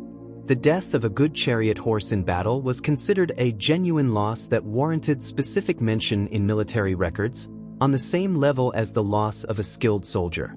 This high valuation of individual horses reflects both their practical importance to Egyptian military power and the deep emotional relationship that warriors who spent years training with their animals naturally developed. The concept of the warrior scribe in Egyptian culture reached its most refined expression in the genre of Egyptian literature known as the Satire of the Trades, a text that has survived in multiple versions and represents one of the most fascinating social documents of ancient Egyptian civilization. The text is written from the perspective of a teacher encouraging his student to pursue the scribal profession by contrasting it favorably, often hilariously, with the hardships of every other occupation, including military service. The description of the soldier's life in this text is remarkably detailed and clearly based on real knowledge of military conditions. It describes the grueling march through mountain passes, the inadequate food and water on campaign, the danger of death from enemy weapons, and the particular miseries of naval service in dangerous waters. For all its satirical intent, the text provides historians with detailed social information about how military service was actually experienced by ordinary Egyptians, information that is harder to find in the official military texts that naturally emphasize glory and achievement rather than hardship and misery. Crucially, the text does not suggest that military service was shameful or dishonorable. Rather, it presents it as genuinely difficult work that deserved recognition, but it argues that the intellectual and social advantages of scribal education outweigh even the considerable attractions of military glory. The existence of this text suggests that Egyptian society maintained a sophisticated and somewhat ironic awareness of the gap between the idealized image of the warrior presented in official art and the daily reality of a soldier's life. The late period of Egyptian history, roughly from the 8th century BC onward, saw a dramatic increase in Egypt's reliance on foreign mercenary soldiers, reflecting both the military pressures Egypt faced from new great powers and the gradual weakening of Egypt's own military producing capacity. Greek mercenaries, in particular, became increasingly important in Egyptian armies from the 26th dynasty period onward, when the Sate pharaohs who reunified Egypt after a period of fragmentation actively recruited Greek warriors to supplement their indigenous forces.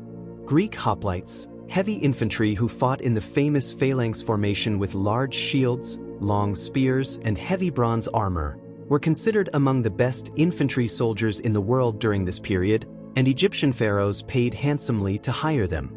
The city of Naucratis in the Nile Delta was established partly to provide a settled community for the Greek traders and soldiers who played an increasingly important role in Egyptian military and economic life. The Greeks brought with them new tactical ideas, new weapons designs, and new approaches to infantry organization that influenced Egyptian military practice even as they served in Egyptian armies. The relationship was not always comfortable. Egyptian warriors of the traditional school sometimes resented the high pay and privileged status of foreign mercenaries, and the increasing dependence on non-Egyptian soldiers was a symptom of deeper political and demographic problems that eventually made Egypt vulnerable to conquest by the Persians in 525 BCE and later by Alexander the Great in 332 BC. The warrior pharaoh Seti I, father of the more famous Ramesses II, is in many ways an underappreciated figure in the history of Egyptian military achievement, and his campaigns represent some of the most effective military operations in the entire New Kingdom period. Coming to power after a period of relative weakness and administrative confusion, Seti I immediately launched a series of aggressive military campaigns that reasserted Egyptian power over territories that had drifted from Egyptian control during his predecessors' reigns. His campaigns in Canaan, documented in remarkable reliefs at the Karnak Temple, were conducted with a speed and decisiveness that suggest a commander of genuine ability. Cities that had rebelled were besieged and reduced quickly, coalitions that opposed Egypt were dismantled before they could coalesce into serious threats, and the administrative systems that sustained Egyptian control were restored and strengthened. Seti I also conducted important campaigns in Libya and Nubia, stabilizing Egypt's borders on multiple fronts simultaneously, a remarkable military achievement that required carefully prioritized use of limited resources. What makes Seti I's military legacy particularly interesting is the contrast between his generally underplayed historical reputation and the dramatic evidence of his actual military effectiveness preserved in temple art and inscriptions. While his son Ramesses II became one of history's most famous self-promoters, Seti I was, by the evidence, the more consistently effective military commander, though he lacked his son's extraordinary gift for turning his achievements into permanent cultural monuments. The Siege of Megiddo, the military operation that followed Thutmose III's brilliant tactical victory at the battle fought outside the city walls, is one of the most instructive examples of Egyptian siege warfare in the historical record and illustrates both the capabilities and the limitations of ancient Egyptian military operations. After the Canaanite coalition fled into Megiddo following the Egyptian army's unexpected appearance from the Aruna Pass, Thutmose's forces faced the classic ancient dilemma: how to reduce a fortified city defended by determined opponents when you lack the siege engines and techniques that would eventually allow later civilizations to make quick work of fortifications. Thutmose's solution was systematic and patient. He ordered his soldiers to construct a wooden palisade, a continuous circumvallation, that completely surrounded the city, preventing supplies and reinforcements from reaching the defenders while preventing the defenders from escaping. Inside this enclosure, Egyptian forces constructed a formal siege camp and settled in to wait. The Egyptian officers were given explicit instructions not to allow the looting of gardens and crops outside the city walls. Thutmose wanted to use these resources himself and understood the value of maintaining military discipline even in the long and frustrating business of a siege. The defenders of Megiddo held out for 7 months before surrendering, and when the gates finally opened, the Egyptian forces that had been maintained in good order and discipline throughout the siege were able to receive the surrender, process the prisoners, and record the captured booty with the systematic efficiency that Egyptian military administration made possible. The tradition of Egyptian royal triumph, the elaborate public ceremonies held in Egyptian cities, particularly the capital, when a victorious pharaoh returned from a successful campaign, was one of the most spectacular public spectacles of the ancient world and played an important role in maintaining the warrior prestige that was central to pharaonic authority.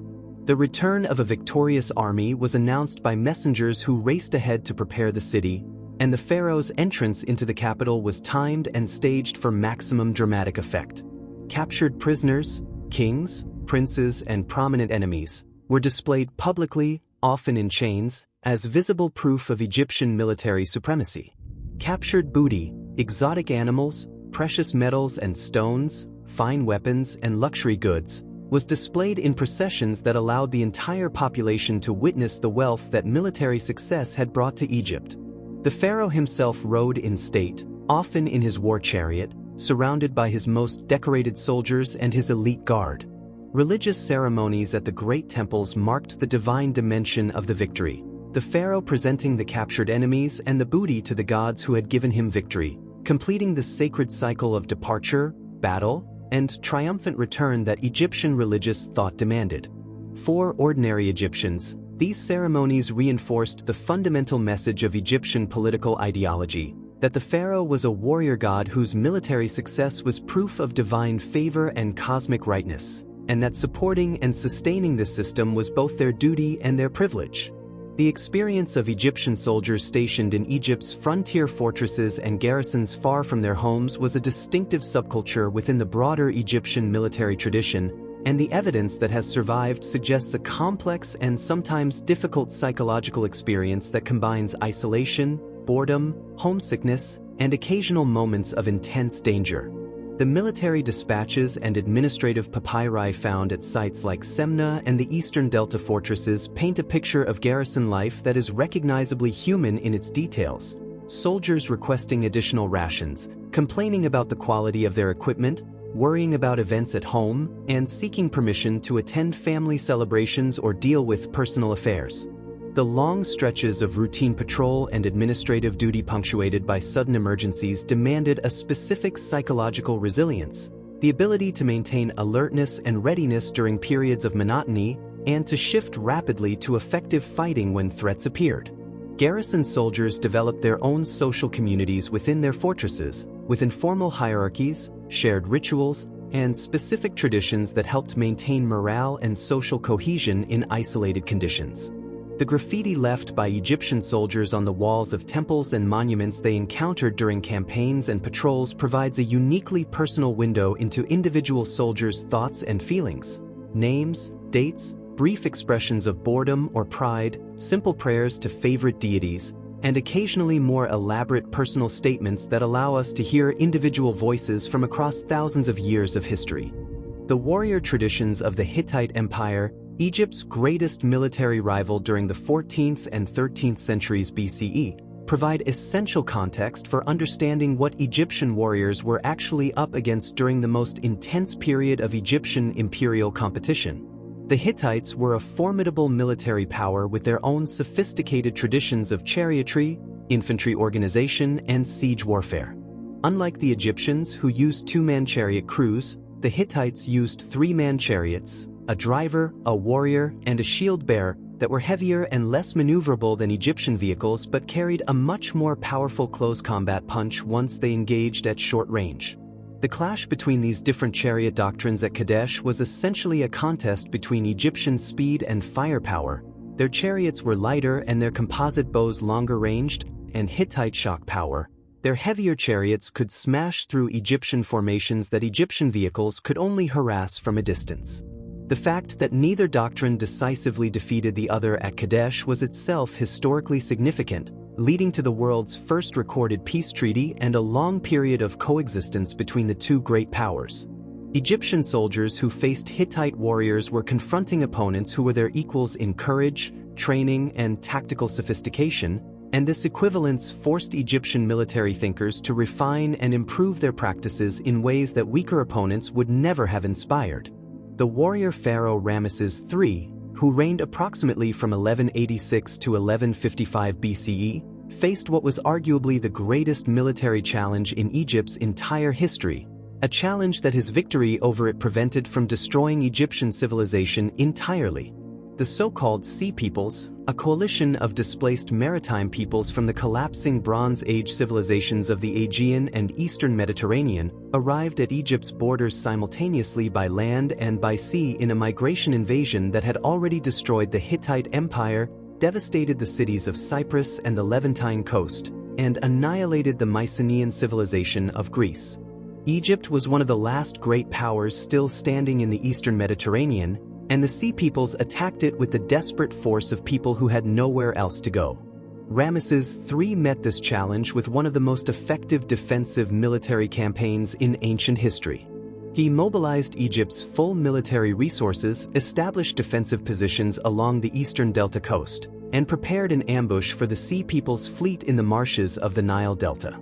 The battle that followed, depicted in extraordinary detail at Medinet Habu, was a complete Egyptian victory. The Sea Peoples' fleet was caught in the confined waters of the delta, Egyptian archers from the shore poured arrows into the packed enemy ships, and Egyptian sailors grappled and boarded the immobilized enemy vessels.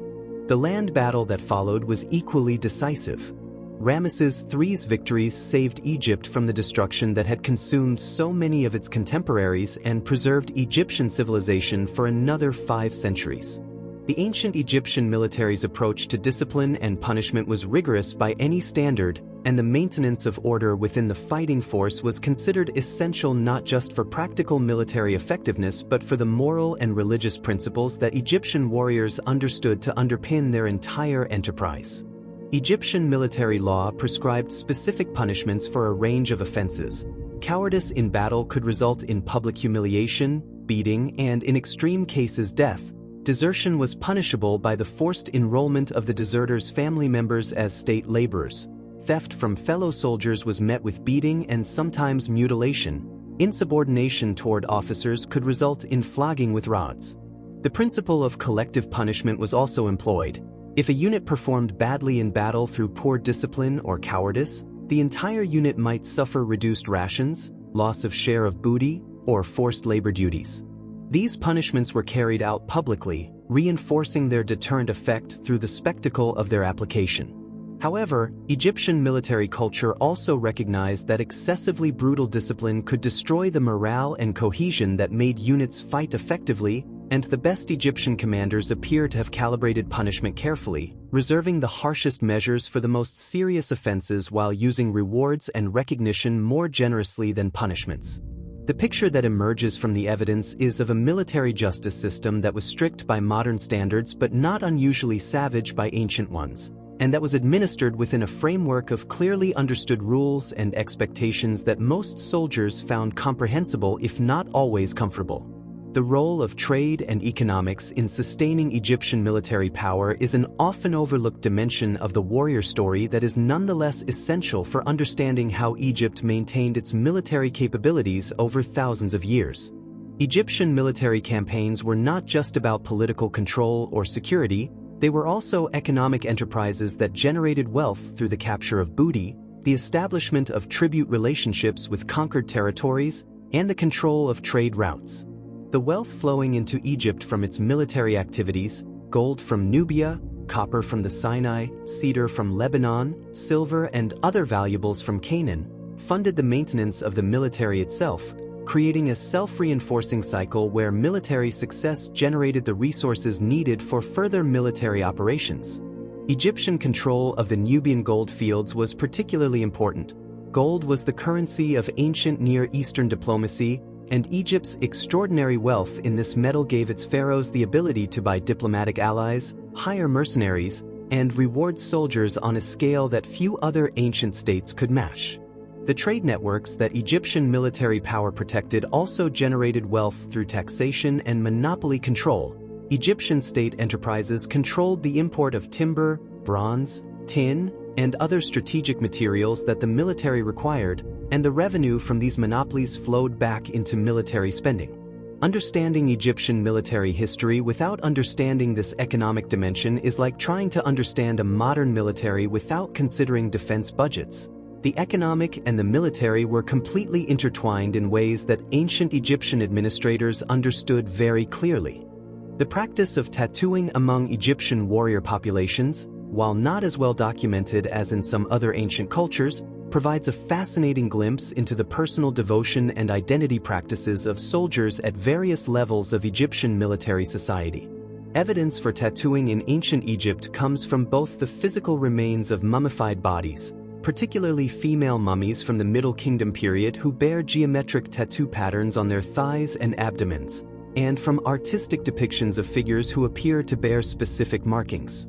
Among warriors specifically, tattoos appear to have served multiple functions simultaneously, as expressions of devotion to specific deities whose protection the warrior sought, as marks of unit identity and military belonging, and as displays of achieved status within the warrior hierarchy. Some scholars have argued that specific tattoo patterns on the bodies of mummified women associated with the Hathor cult may have served as protective marks during childbirth in ways that parallel the protective function that similar markings served for warriors in battle, both contexts involving extreme physical danger and the critical importance of divine protection. The god Bes, a grotesque but benevolent deity associated with protection of households and particularly with the protection of people in moments of physical vulnerability, is associated with tattoo traditions in Egyptian culture and may have been the specific deity invoked through warrior tattoos. While direct evidence for warrior tattooing as a widespread practice is limited, the circumstantial evidence suggests that some form of body marking for protection and identity was part of Egyptian military culture, particularly at the level of professional soldiers who had strong associations with specific units and deities. The garrison town of Deir el-Medina, home to the skilled workers who built the royal tombs in the Valley of the Kings, provides a fascinating parallel case that illuminates Egyptian military garrison communities, because its unusual record preservation allows us to see the kinds of social dynamics that military communities would have experienced in similar detail. While Deir el-Medina was a workers' community rather than a military garrison, the administrative documents, personal letters, legal disputes, and individual records that survive from this community reveal how tightly organized, socially complex, and fully human the communities of state-employed specialists were in ancient Egypt. Military garrisons would have had many similar features: their own internal social hierarchies, their own informal economies of trade and exchange between soldiers, their own romantic and family relationships and the disputes these generated, their own religious practices adapted to the specific conditions of garrison life, and their own stories of injustice, heroism, corruption, and everyday life that official military records never captured. The Deir el-Medina records include everything from accounting documents and administrative reports to personal love letters, workers' complaints about food quality, legal disputes over property, and records of strike action when the workers felt their rations had been inadequately supplied. Projecting this kind of documentary richness onto the military garrisons from which far fewer personal documents survive gives a much fuller picture of what life in an Egyptian military community was actually like for the men who lived in these isolated, highly organized, and distinctively masculine societies. The Egyptian military tradition produced, over 3,000 years of history, a number of individuals whose personal stories of military achievement are preserved well enough that modern historians can reconstruct something approaching individual biographies of these ancient warriors. Among the most fascinating of these is the story of Hormheb, a military commander who rose from relatively modest origins through the military ranks during the tumultuous reign of Akhenaten and the short reigns of the boy kings that followed, ultimately becoming Pharaoh himself, one of the most dramatic rags-to-riches stories in ancient history. Hormheb's military career spanned the period of Egypt's greatest political crisis of the New Kingdom era, the religious revolution of Akhenaten that disrupted the traditional religious institutions that Egyptian military culture depended upon. Through this crisis and the political chaos that followed it, Hormheb maintained the army's cohesion and effectiveness, served as a stabilizing force in a destabilized state, and accumulated enough personal prestige and political power that when the last of the Amarna line died without heirs, the generals and priests turned to him as the obvious choice to restore order. His reign was characterized by massive military reorganization, the re-establishment of traditional religious practices, and a thorough overhaul of Egyptian administration, achievements that reflect the practical administrative intelligence of a man who had spent his career solving the logistical and organizational challenges of military life. Hormheb's story is the Egyptian military tradition at its most human, a man of ability who found in military service the vehicle for his own extraordinary ambition and talent. The phenomenon of the warrior athlete, in ancient Egyptian culture, the intersection of military training and formal athletic competition, is preserved in remarkable detail in the accounts of specific pharaohs and elite warriors whose athletic achievements were considered as impressive and culturally significant as their battlefield accomplishments. Amenhotep II, who reigned in the 15th century BCE and was one of Egypt's greatest warrior kings, left inscriptions at Karnak and Giza that describe athletic feats of almost superhuman scale. He reportedly could draw a bow so powerful that no other man could even bend it, could row a boat faster than any other rower in the royal fleet over a distance of many miles without rest, and could control horses so effectively that they never needed to sweat in his hands.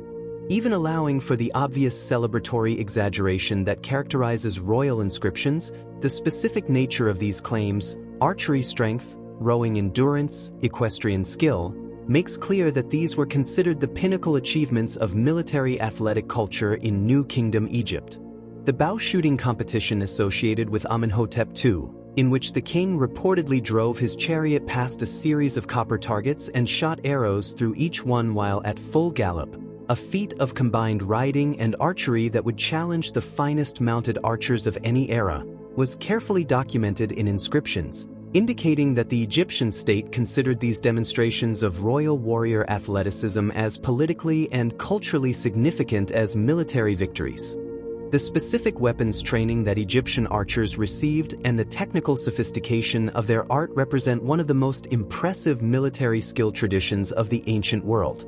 Egyptian military archery was not merely the ability to shoot arrows in the general direction of the enemy, it was a highly refined technical skill that demanded years of dedicated practice to develop and maintain. Egyptian archers trained daily with their bows, practicing shooting from stationary positions, from moving chariots, from boats on the Nile, and from various combat positions including kneeling, crouching, and shooting over or around shields. The physical demands of archery with a powerful composite bow were considerable. Drawing such a bow required a specific type of muscular development in the back, shoulders, and arms that took years to build, and maintaining this physical condition required continuous training. Arrow making was itself a specialized craft of considerable technical complexity. The fletching of arrows with specific feathers in specific configurations, the shaping of arrowheads from bronze for maximum penetrating power or from flint for special applications, and the seasoning and straightening of arrow shafts all required skills that dedicated craftsmen spent careers developing. Egyptian archers typically used leather thumb rings to draw the bowstring, a technique different from the European three-finger draw that allowed faster shooting and protected the thumb from the repeated punishment of the string's release. The best Egyptian archers could shoot with remarkable speed. Historical accounts suggest 12 arrows per minute was achievable by expert archers, and at ranges that gave them a significant tactical advantage over enemy infantry with shorter-ranged weapons. The relationship between the ancient Egyptian military and the temple institutions that dominated Egyptian religious life was one of the most complex and important political dynamics in the entire history of pharaonic Egypt. The great temples of Ammonius at Karnak and Luxor, of Ptah at Memphis, and of Ra at Heliopolis were not merely religious institutions but enormous economic and political entities that controlled vast agricultural estates, employed thousands of people, and accumulated wealth on a scale comparable to the royal treasury itself. Military victories generated an immediate flow of wealth to the temples, as Egyptian practice required that a significant portion of captured booty be dedicated to the gods who had granted the victory. Temple walls were clad with gold stripped from enemy lands, foreign captives were assigned to temple estates as agricultural laborers, and captured livestock and goods were offered as divine gifts. In return, the temples provided the religious legitimation that warrior kings required, performing the rituals that invoked divine support for military campaigns, providing priests to accompany armies on campaign, and producing the propaganda in the form of inscriptions and imagery that turned military victories into demonstrations of divine favor. The relationship became seriously destabilized during the reign of Akhenaten, who attempted to suppress the traditional temples in favor of the sun disk Aten, creating a political crisis that had significant military dimensions because the traditional warrior deity Ammonius was so central to the military's religious identity. The subsequent restoration of traditional religious practice by Horemheb and later rulers deliberately repaired this relationship, recognizing that the temple institutions were as essential to Egyptian military culture as the warriors themselves.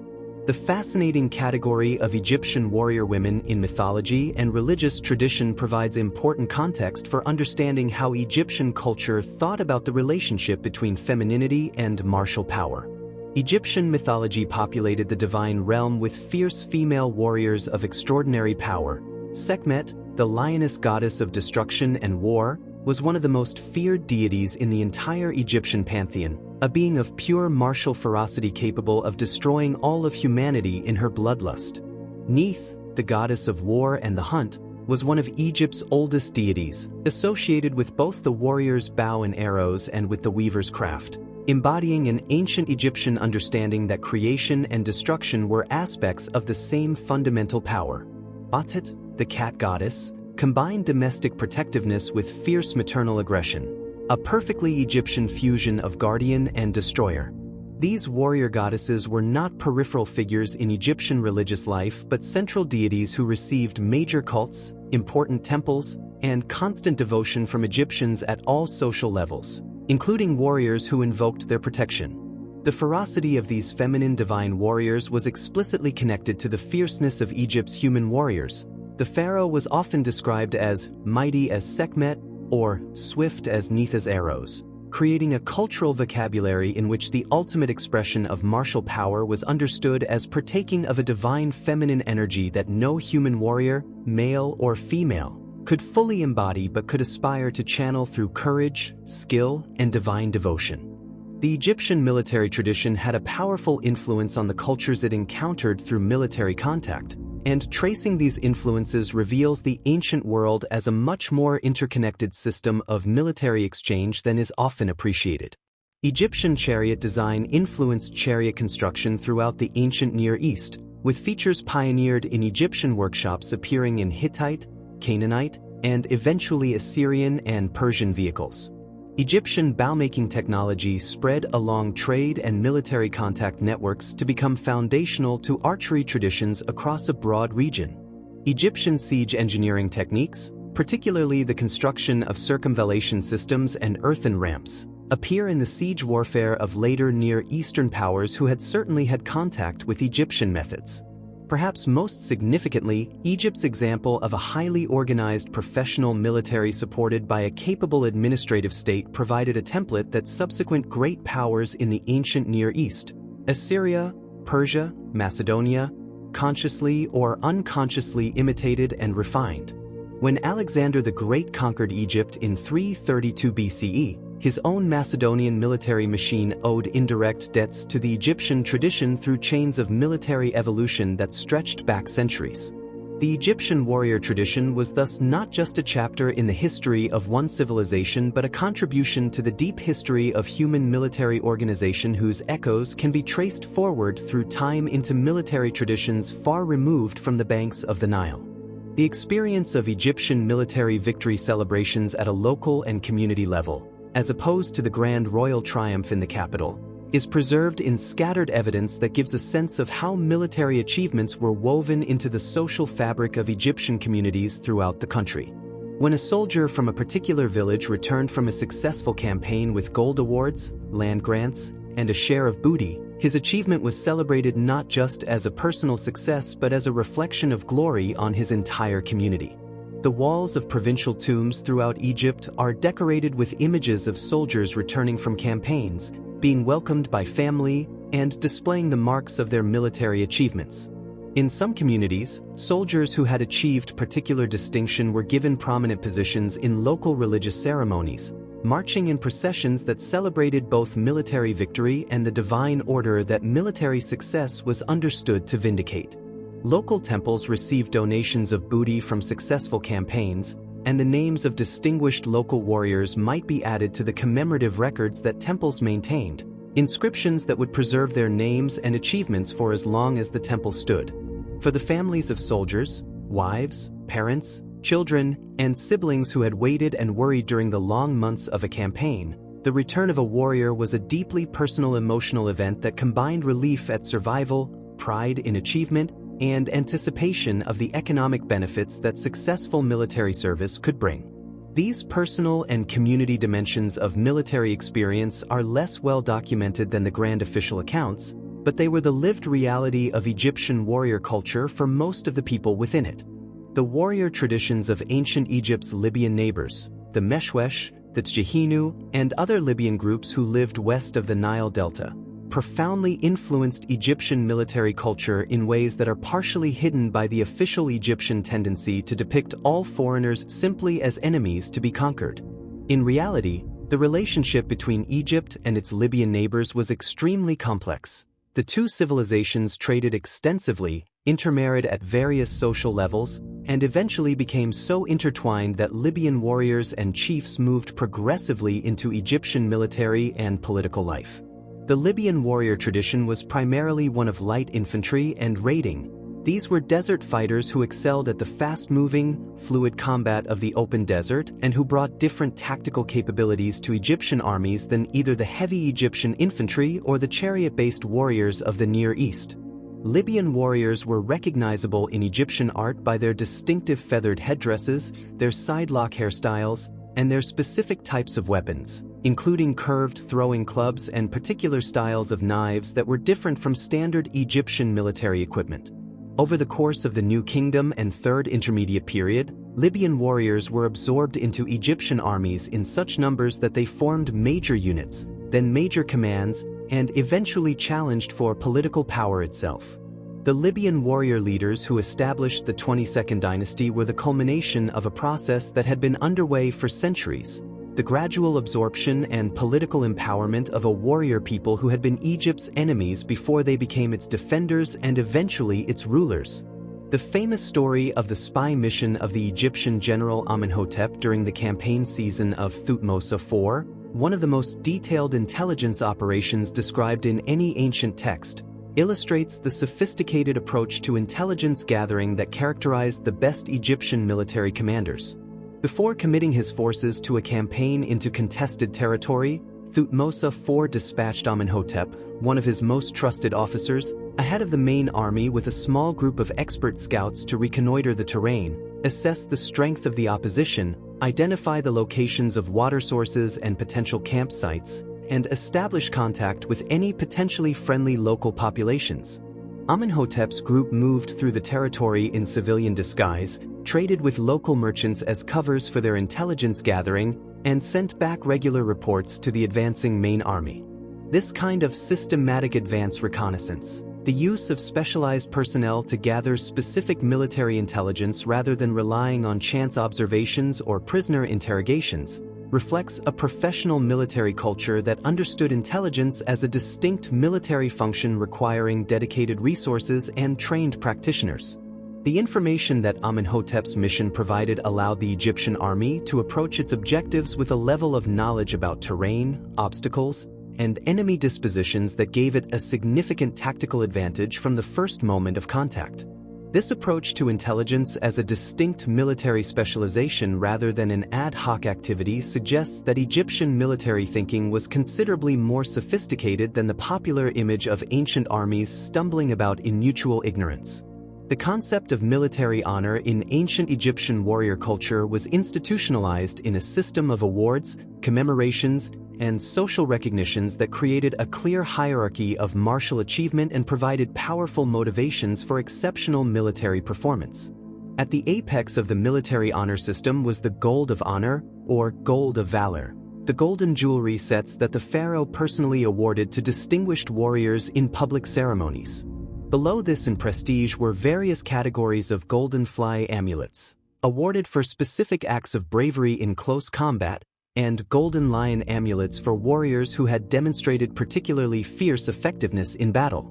Silver versions of these awards existed for lesser achievements, and various types of ceremonial weapons, decorated bows, engraved daggers, and special spear shafts were given for specific categories of military excellence.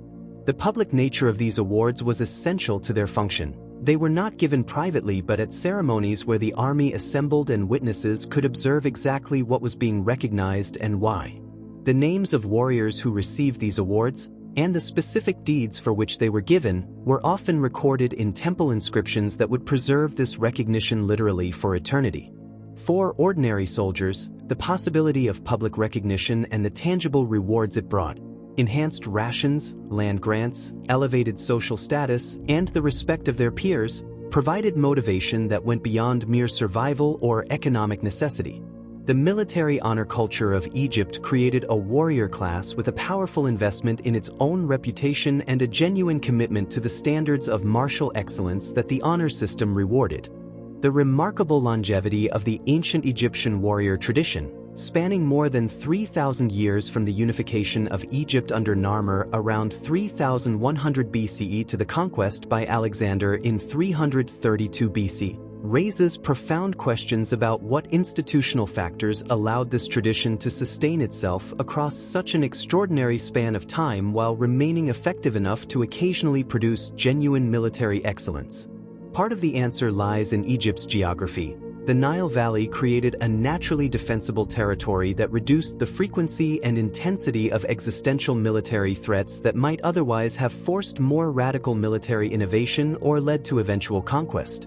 Part of the answer lies in Egypt's economic base. The extraordinarily productive agriculture of the Nile floodplain generated the surplus wealth that could sustain professional soldiers, fund weapons production, and maintain the administrative systems that organized military effort.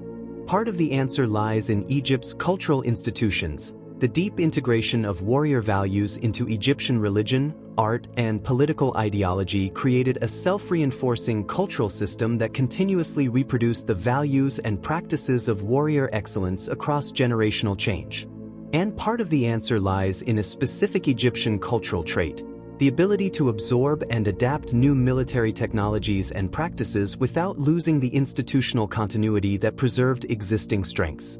The Egyptian military was simultaneously conservative in its fundamental structures and adaptable in its specific practices, and this combination of institutional stability and tactical flexibility was perhaps the deepest secret of the Egyptian warrior tradition's remarkable endurance across the centuries. The ancient Egyptian warriors' engagement with the physical landscape of the Nile Valley and the surrounding deserts was qualitatively different from the relationship that soldiers of most other ancient civilizations had with their terrain, because the Egyptian environment, with its dramatic alternation between the life-giving river valley and the deadly surrounding desert, was understood not merely as a strategic asset or obstacle but as a sacred landscape suffused with divine power and meaning. The desert, called the Red Land, was associated in Egyptian thought with chaos, danger, and death, the domain of the god Set, the red-haired divine trickster whose association with storms and foreign lands made him both feared and occasionally revered.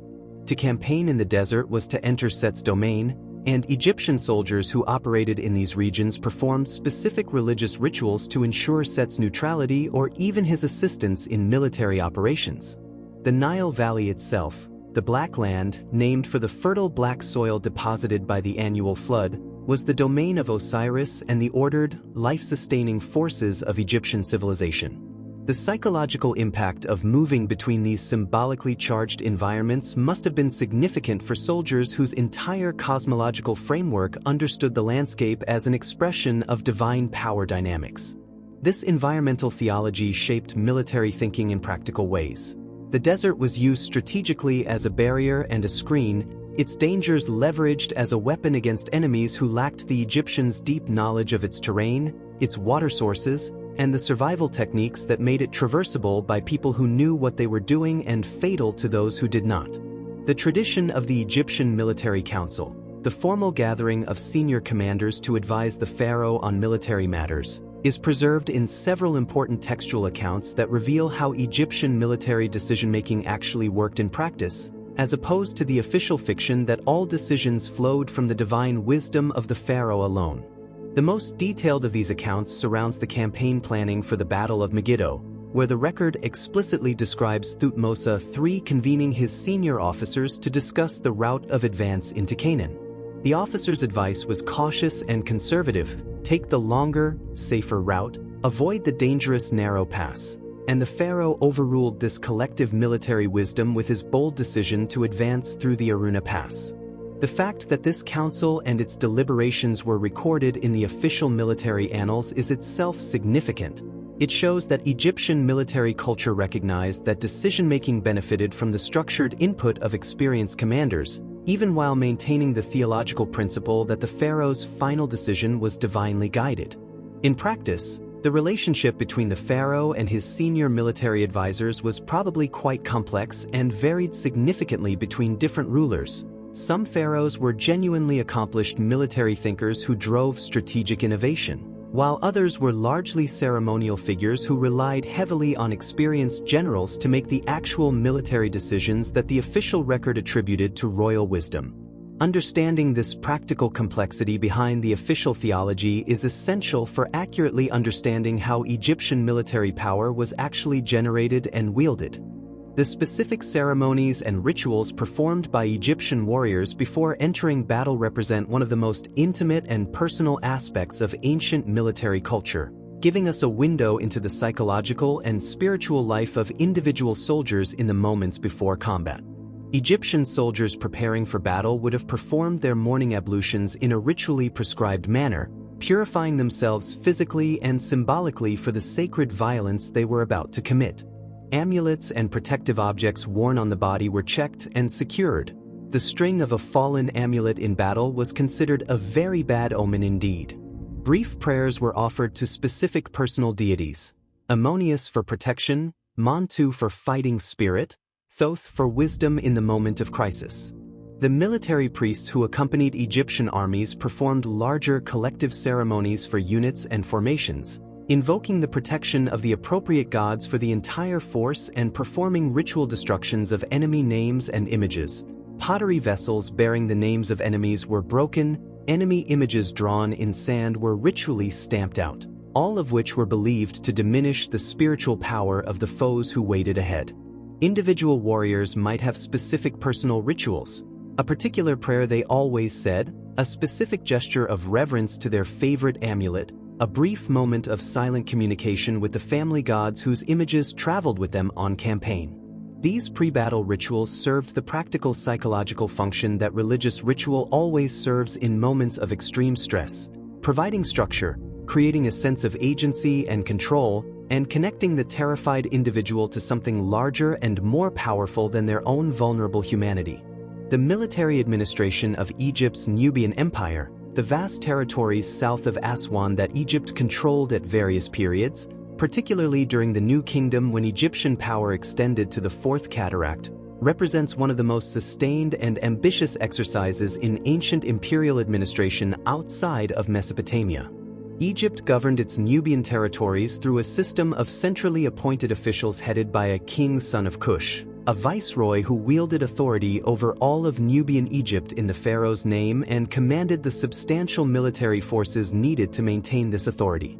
This viceroy oversaw a network of fortresses, administrative centers, and temples that served simultaneously as religious institutions, economic management centers, and demonstration projects of Egyptian cultural superiority. The military forces stationed throughout Nubia included both Egyptian professional soldiers and Nubian recruits who served under Egyptian command, maintaining internal order, suppressing rebellions, protecting mining operations, and controlling the trade routes that made Nubia so economically valuable to Egypt. The management of Nubian gold mining, the primary economic motivation for Egyptian imperial control of the region, required a militarized administrative presence at the mines themselves, protecting the workers and the product from both external raiders and internal theft. The gold production records from Nubian mines have partially survived, and they show an operation of considerable scale and careful administrative management, with specific quotas, quality standards, and accounting procedures that required professional military administrators to implement and enforce. The Nubian Empire's military administration thus required a blend of combat capability, administrative competence, and cultural sensitivity that was among the most demanding roles in the entire Egyptian military system. The place of Egyptian warrior culture in the broader civilizational legacy of the ancient Near East is a subject that continues to generate important scholarly work, as historians seek to understand how the military traditions, technologies, and organizational innovations of ancient Egypt influenced the development of subsequent military powers in the region. The Assyrian Empire, which became the dominant military power of the ancient Near East in the first millennium BCE, shows clear debts to Egyptian military organization in its sophisticated logistics system, its use of specialized military units including chariotry and engineering corps, and its attention to the administrative support structures that allowed armies to project power over long distances. The Persian Empire that absorbed Egypt in 525 BCE and ruled it for approximately 2 centuries incorporated Egyptian warriors and Egyptian military knowledge into its own extensive military system. And the Greek observers who wrote about the Persian military note specifically the Egyptian military units within the Persian force with a respect that reflects genuine awareness of their quality and tradition. When Alexander the Great conquered Egypt in 332 BCE, his Macedonian commanders were apparently impressed by the fortifications, logistics infrastructure, and some of the tactical traditions they encountered, even as their own Macedonian military system was vastly superior in its combat power. The military legacy of Egypt thus flows forward into subsequent ancient military traditions not as a single dramatic influence but as a series of specific contributions, logistical systems, fortification designs, chariot tactics, archery techniques, that were adopted and adapted by successor civilizations building their own military traditions on the foundations of the ancient world's great military cultures. The ancient Egyptian military's development of what we might recognize as a professional officer class, men who pursued military command as a career, developed specialized expertise in the planning and execution of military operations and transmitted this expertise across generations, represents one of the most important institutional developments in ancient military history. Unlike armies that relied on aristocratic birth as the primary qualification for military command, the Egyptian system, while certainly not ignoring social connections, created pathways through which talented men could advance based on demonstrated military ability and organizational competence. Military scribes who showed exceptional administrative ability might be advanced to logistical command positions that were as important to military success as combat leadership. Junior officers who distinguished themselves in battle with unusual tactical creativity or physical courage were noted and advanced through the command hierarchy faster than their peers. Military commanders who showed the political intelligence needed to manage relationships with foreign rulers, temple institutions, and the royal court alongside their purely military responsibilities were especially valuable and were advanced to positions of the greatest responsibility. The result was an officer class that combined military expertise with administrative competence and political intelligence, a synthesis of capabilities that was genuinely suited to the complex demands of running an imperial military machine in the ancient world.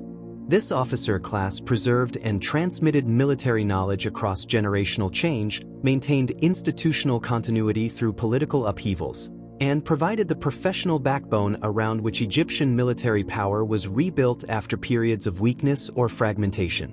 Without this professional military leadership class, Egypt could not have maintained its military effectiveness across the extraordinary time span that the pharaonic tradition encompasses. The role of propaganda and narrative in constructing the Egyptian warrior's identity is perhaps most clearly visible in the famous literary text known as the Poem of Pentuer, or the Kadesh poem, the longest surviving literary account of a military campaign from the ancient world, composed to celebrate Ramesses II's conduct at the Battle of Kadesh and preserved in multiple copies on temple walls and papyrus throughout Egypt. The poem is a masterpiece of ancient military propaganda. It transforms what was in military reality an indecisive engagement.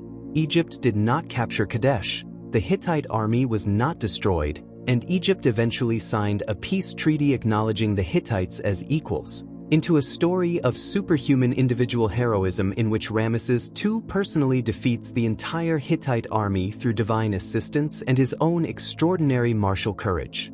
The poem's language is vivid and powerful. Ramesses charges into the Hittite mass, like Montu in his might. His horses are given names and their own courage celebrated. The Hittite warriors flee before him like dust before the wind. What makes the poem fascinating from a military history perspective is not its accuracy but its function. It tells Egyptian soldiers and Egyptian society what a warrior king should be, what military valor looks like in its most concentrated and idealized form, and how divine favor manifests itself in the crisis moment of battle. For soldiers training for future campaigns and for the civilian population that needed to believe in the effectiveness and divine approval of Egyptian military power, the Kadesh poem was worth more than an accurate military after-action report. It was the Egyptian warrior tradition talking to itself, reinforcing the values and images that made the tradition possible. The specific contributions of ancient Egyptian military engineering to the broader history of ancient technology represent an important and somewhat underappreciated chapter in the development of human technical knowledge. Egyptian military engineers, the specialists who built fortresses, constructed siege works, designed military boats, and maintained the infrastructure of military power, were among the most technically sophisticated practitioners in the ancient world. Their work on fortification design, particularly the development of complex defensive systems with multiple lines of defense, projecting towers for enfilading fire, elaborate gate systems with multiple choke points, and sophisticated drainage systems for managing the water supply of besieged fortresses, represented genuine advances in the technology of military architecture. Egyptian bridge building for campaign use, the construction of temporary structures allowing armies and their equipment to cross waterways that would otherwise slow or halt the advance, required engineering knowledge that was entirely practical but genuinely impressive in its application. The construction of the circumvallation around Megiddo, a wooden palisade enclosing a city over a circumference of many kilometers, built and supplied while maintaining military security against a potential breakout from the besieged defenders, was a logistical and engineering feat that required careful planning, efficient organization, and the ability to manage large numbers of workers in a potentially hostile environment. The military engineers who accomplished these feats were not the most celebrated of Egypt's warriors, but their technical knowledge was as essential to Egyptian military success as the physical courage of the men who actually fought. The final century of independent Egyptian rule, the period of the 30th dynasty and particularly the remarkable reign of Nectanebo II, the last native pharaoh, who ruled from approximately 360 to 343 BCE before being finally defeated by the Second Persian conquest, deserves recognition as one of the most determined and ultimately tragic chapters in the entire history of Egyptian military resistance. Nectanebo II was no ordinary ruler but a genuine military leader who spent his entire reign defending Egypt against the overwhelming power of the Achaemenid Persian Empire, which was determined to re-establish the control over Egypt that it had exercised since 525 BCE until a Libyan-Egyptian revolt in 404 BC. Nectanebo maintained Egyptian independence for 18 years through a combination of military skill, diplomatic maneuvering, skillful use of Egypt's difficult terrain, particularly the marshes and multiple channels of the Nile Delta, which were almost as effective a defensive barrier as any man-made fortification, and the strategic employment of the Greek mercenaries who formed the professional core of his army.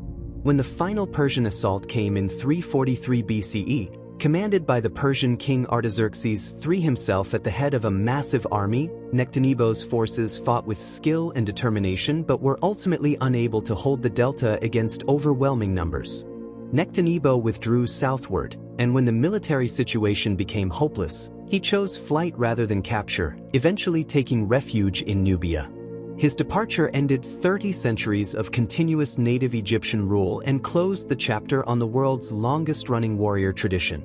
Egypt's warriors would fight again, for Persian, Macedonian, and eventually Roman masters, but the tradition of the pharaonic warrior who fought as an expression of divine cosmic order reached its end with Nectanebo's retreat into the Nubian darkness.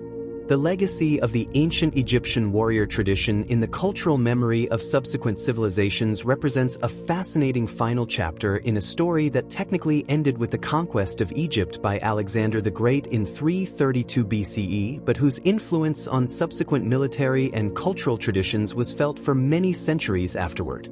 Greek writers of the classical and Hellenistic periods were deeply interested in Egyptian military history, and works by Herodotus, Diodorus Siculus, and other ancient authors preserved detailed accounts of Egyptian military achievements that formed part of the educated ancient world's understanding of military excellence. The Romans, who conquered Egypt in 30 BCE, were enormously impressed by Egyptian military architecture and logistics infrastructure, and incorporated various Egyptian techniques and organizational principles into their own military system.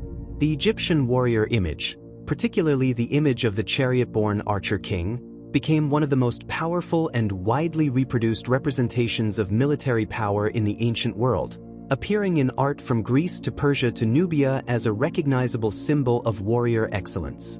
The temples that Egyptian warriors had fought to build and defend became, after Egypt's conquest, monuments that educated the conquerors about the civilization they had inherited, and the military records preserved in these temples gave subsequent generations of military thinkers access to the accumulated experience of one of history's most persistent and occasionally brilliant warrior traditions. The Egyptian warrior, who had spent 3,000 years fighting to defend and extend a civilization built on the miraculous green miracle of the Nile Valley, left behind not just monuments and tomb paintings but a contribution to the ongoing human project of organized violence that echoes forward into military traditions far removed in time and space from the banks of the great river that gave Egypt its life. And that's it, 100 incredible facts about the warriors of ancient Egypt. From the earliest conscripted farmers who marched under Narmer's banner to the last desperate defenders of an independent pharaonic Egypt fighting against the Persian tide, these were men, and sometimes women, who dedicated their lives to the most intense, demanding, and dangerous work that ancient civilization could ask of a human being. They fought in scorching deserts and across rushing rivers. They charged in thundering chariots and stood their ground as walls of arrows filled the air. They built the greatest fortresses of the ancient world and learned from their greatest enemies. They were rewarded with gold and land and glory, and they paid for those rewards with blood and years of hard service far from home. In 3,000 years of continuous military tradition, the warriors of ancient Egypt left a legacy of organizational sophistication, technical innovation, individual courage, and strategic brilliance that influenced every major military power that came after them. Next time you see an image of an ancient Egyptian warrior, that painted eye, that gleaming bronze sword, that divine confidence in the face of mortal danger, you now know the extraordinary depth of history, culture, and human experience that image represents. If you made it to the end of this video, you are officially a history legend, and we mean that. Drop a comment below and tell us which fact surprised you the most. Was it the warrior queens? The Shurden mercenaries? The psychological warfare inscribed on stone for all eternity? We read every single comment and we love hearing your thoughts. And if you found this video valuable, if you learned something, if you were entertained, if ancient Egypt feels a little more alive to you now than it did 2 hours ago, please hit that like button and share this video with someone who loves history. It genuinely makes a massive difference for this channel and helps us keep making content like this. Subscribe if you haven't already, and make sure you've got the bell notification turned on so you never miss a new video. Coming up next on this channel, we're diving into another ancient warrior civilization that will absolutely blow your mind. We're not going to say which one yet, but let's just say their tactics were so brutally effective that even their enemies copied them. You do not want to miss it. Until then, stay curious, stay hungry for history, and we'll see you in the next one.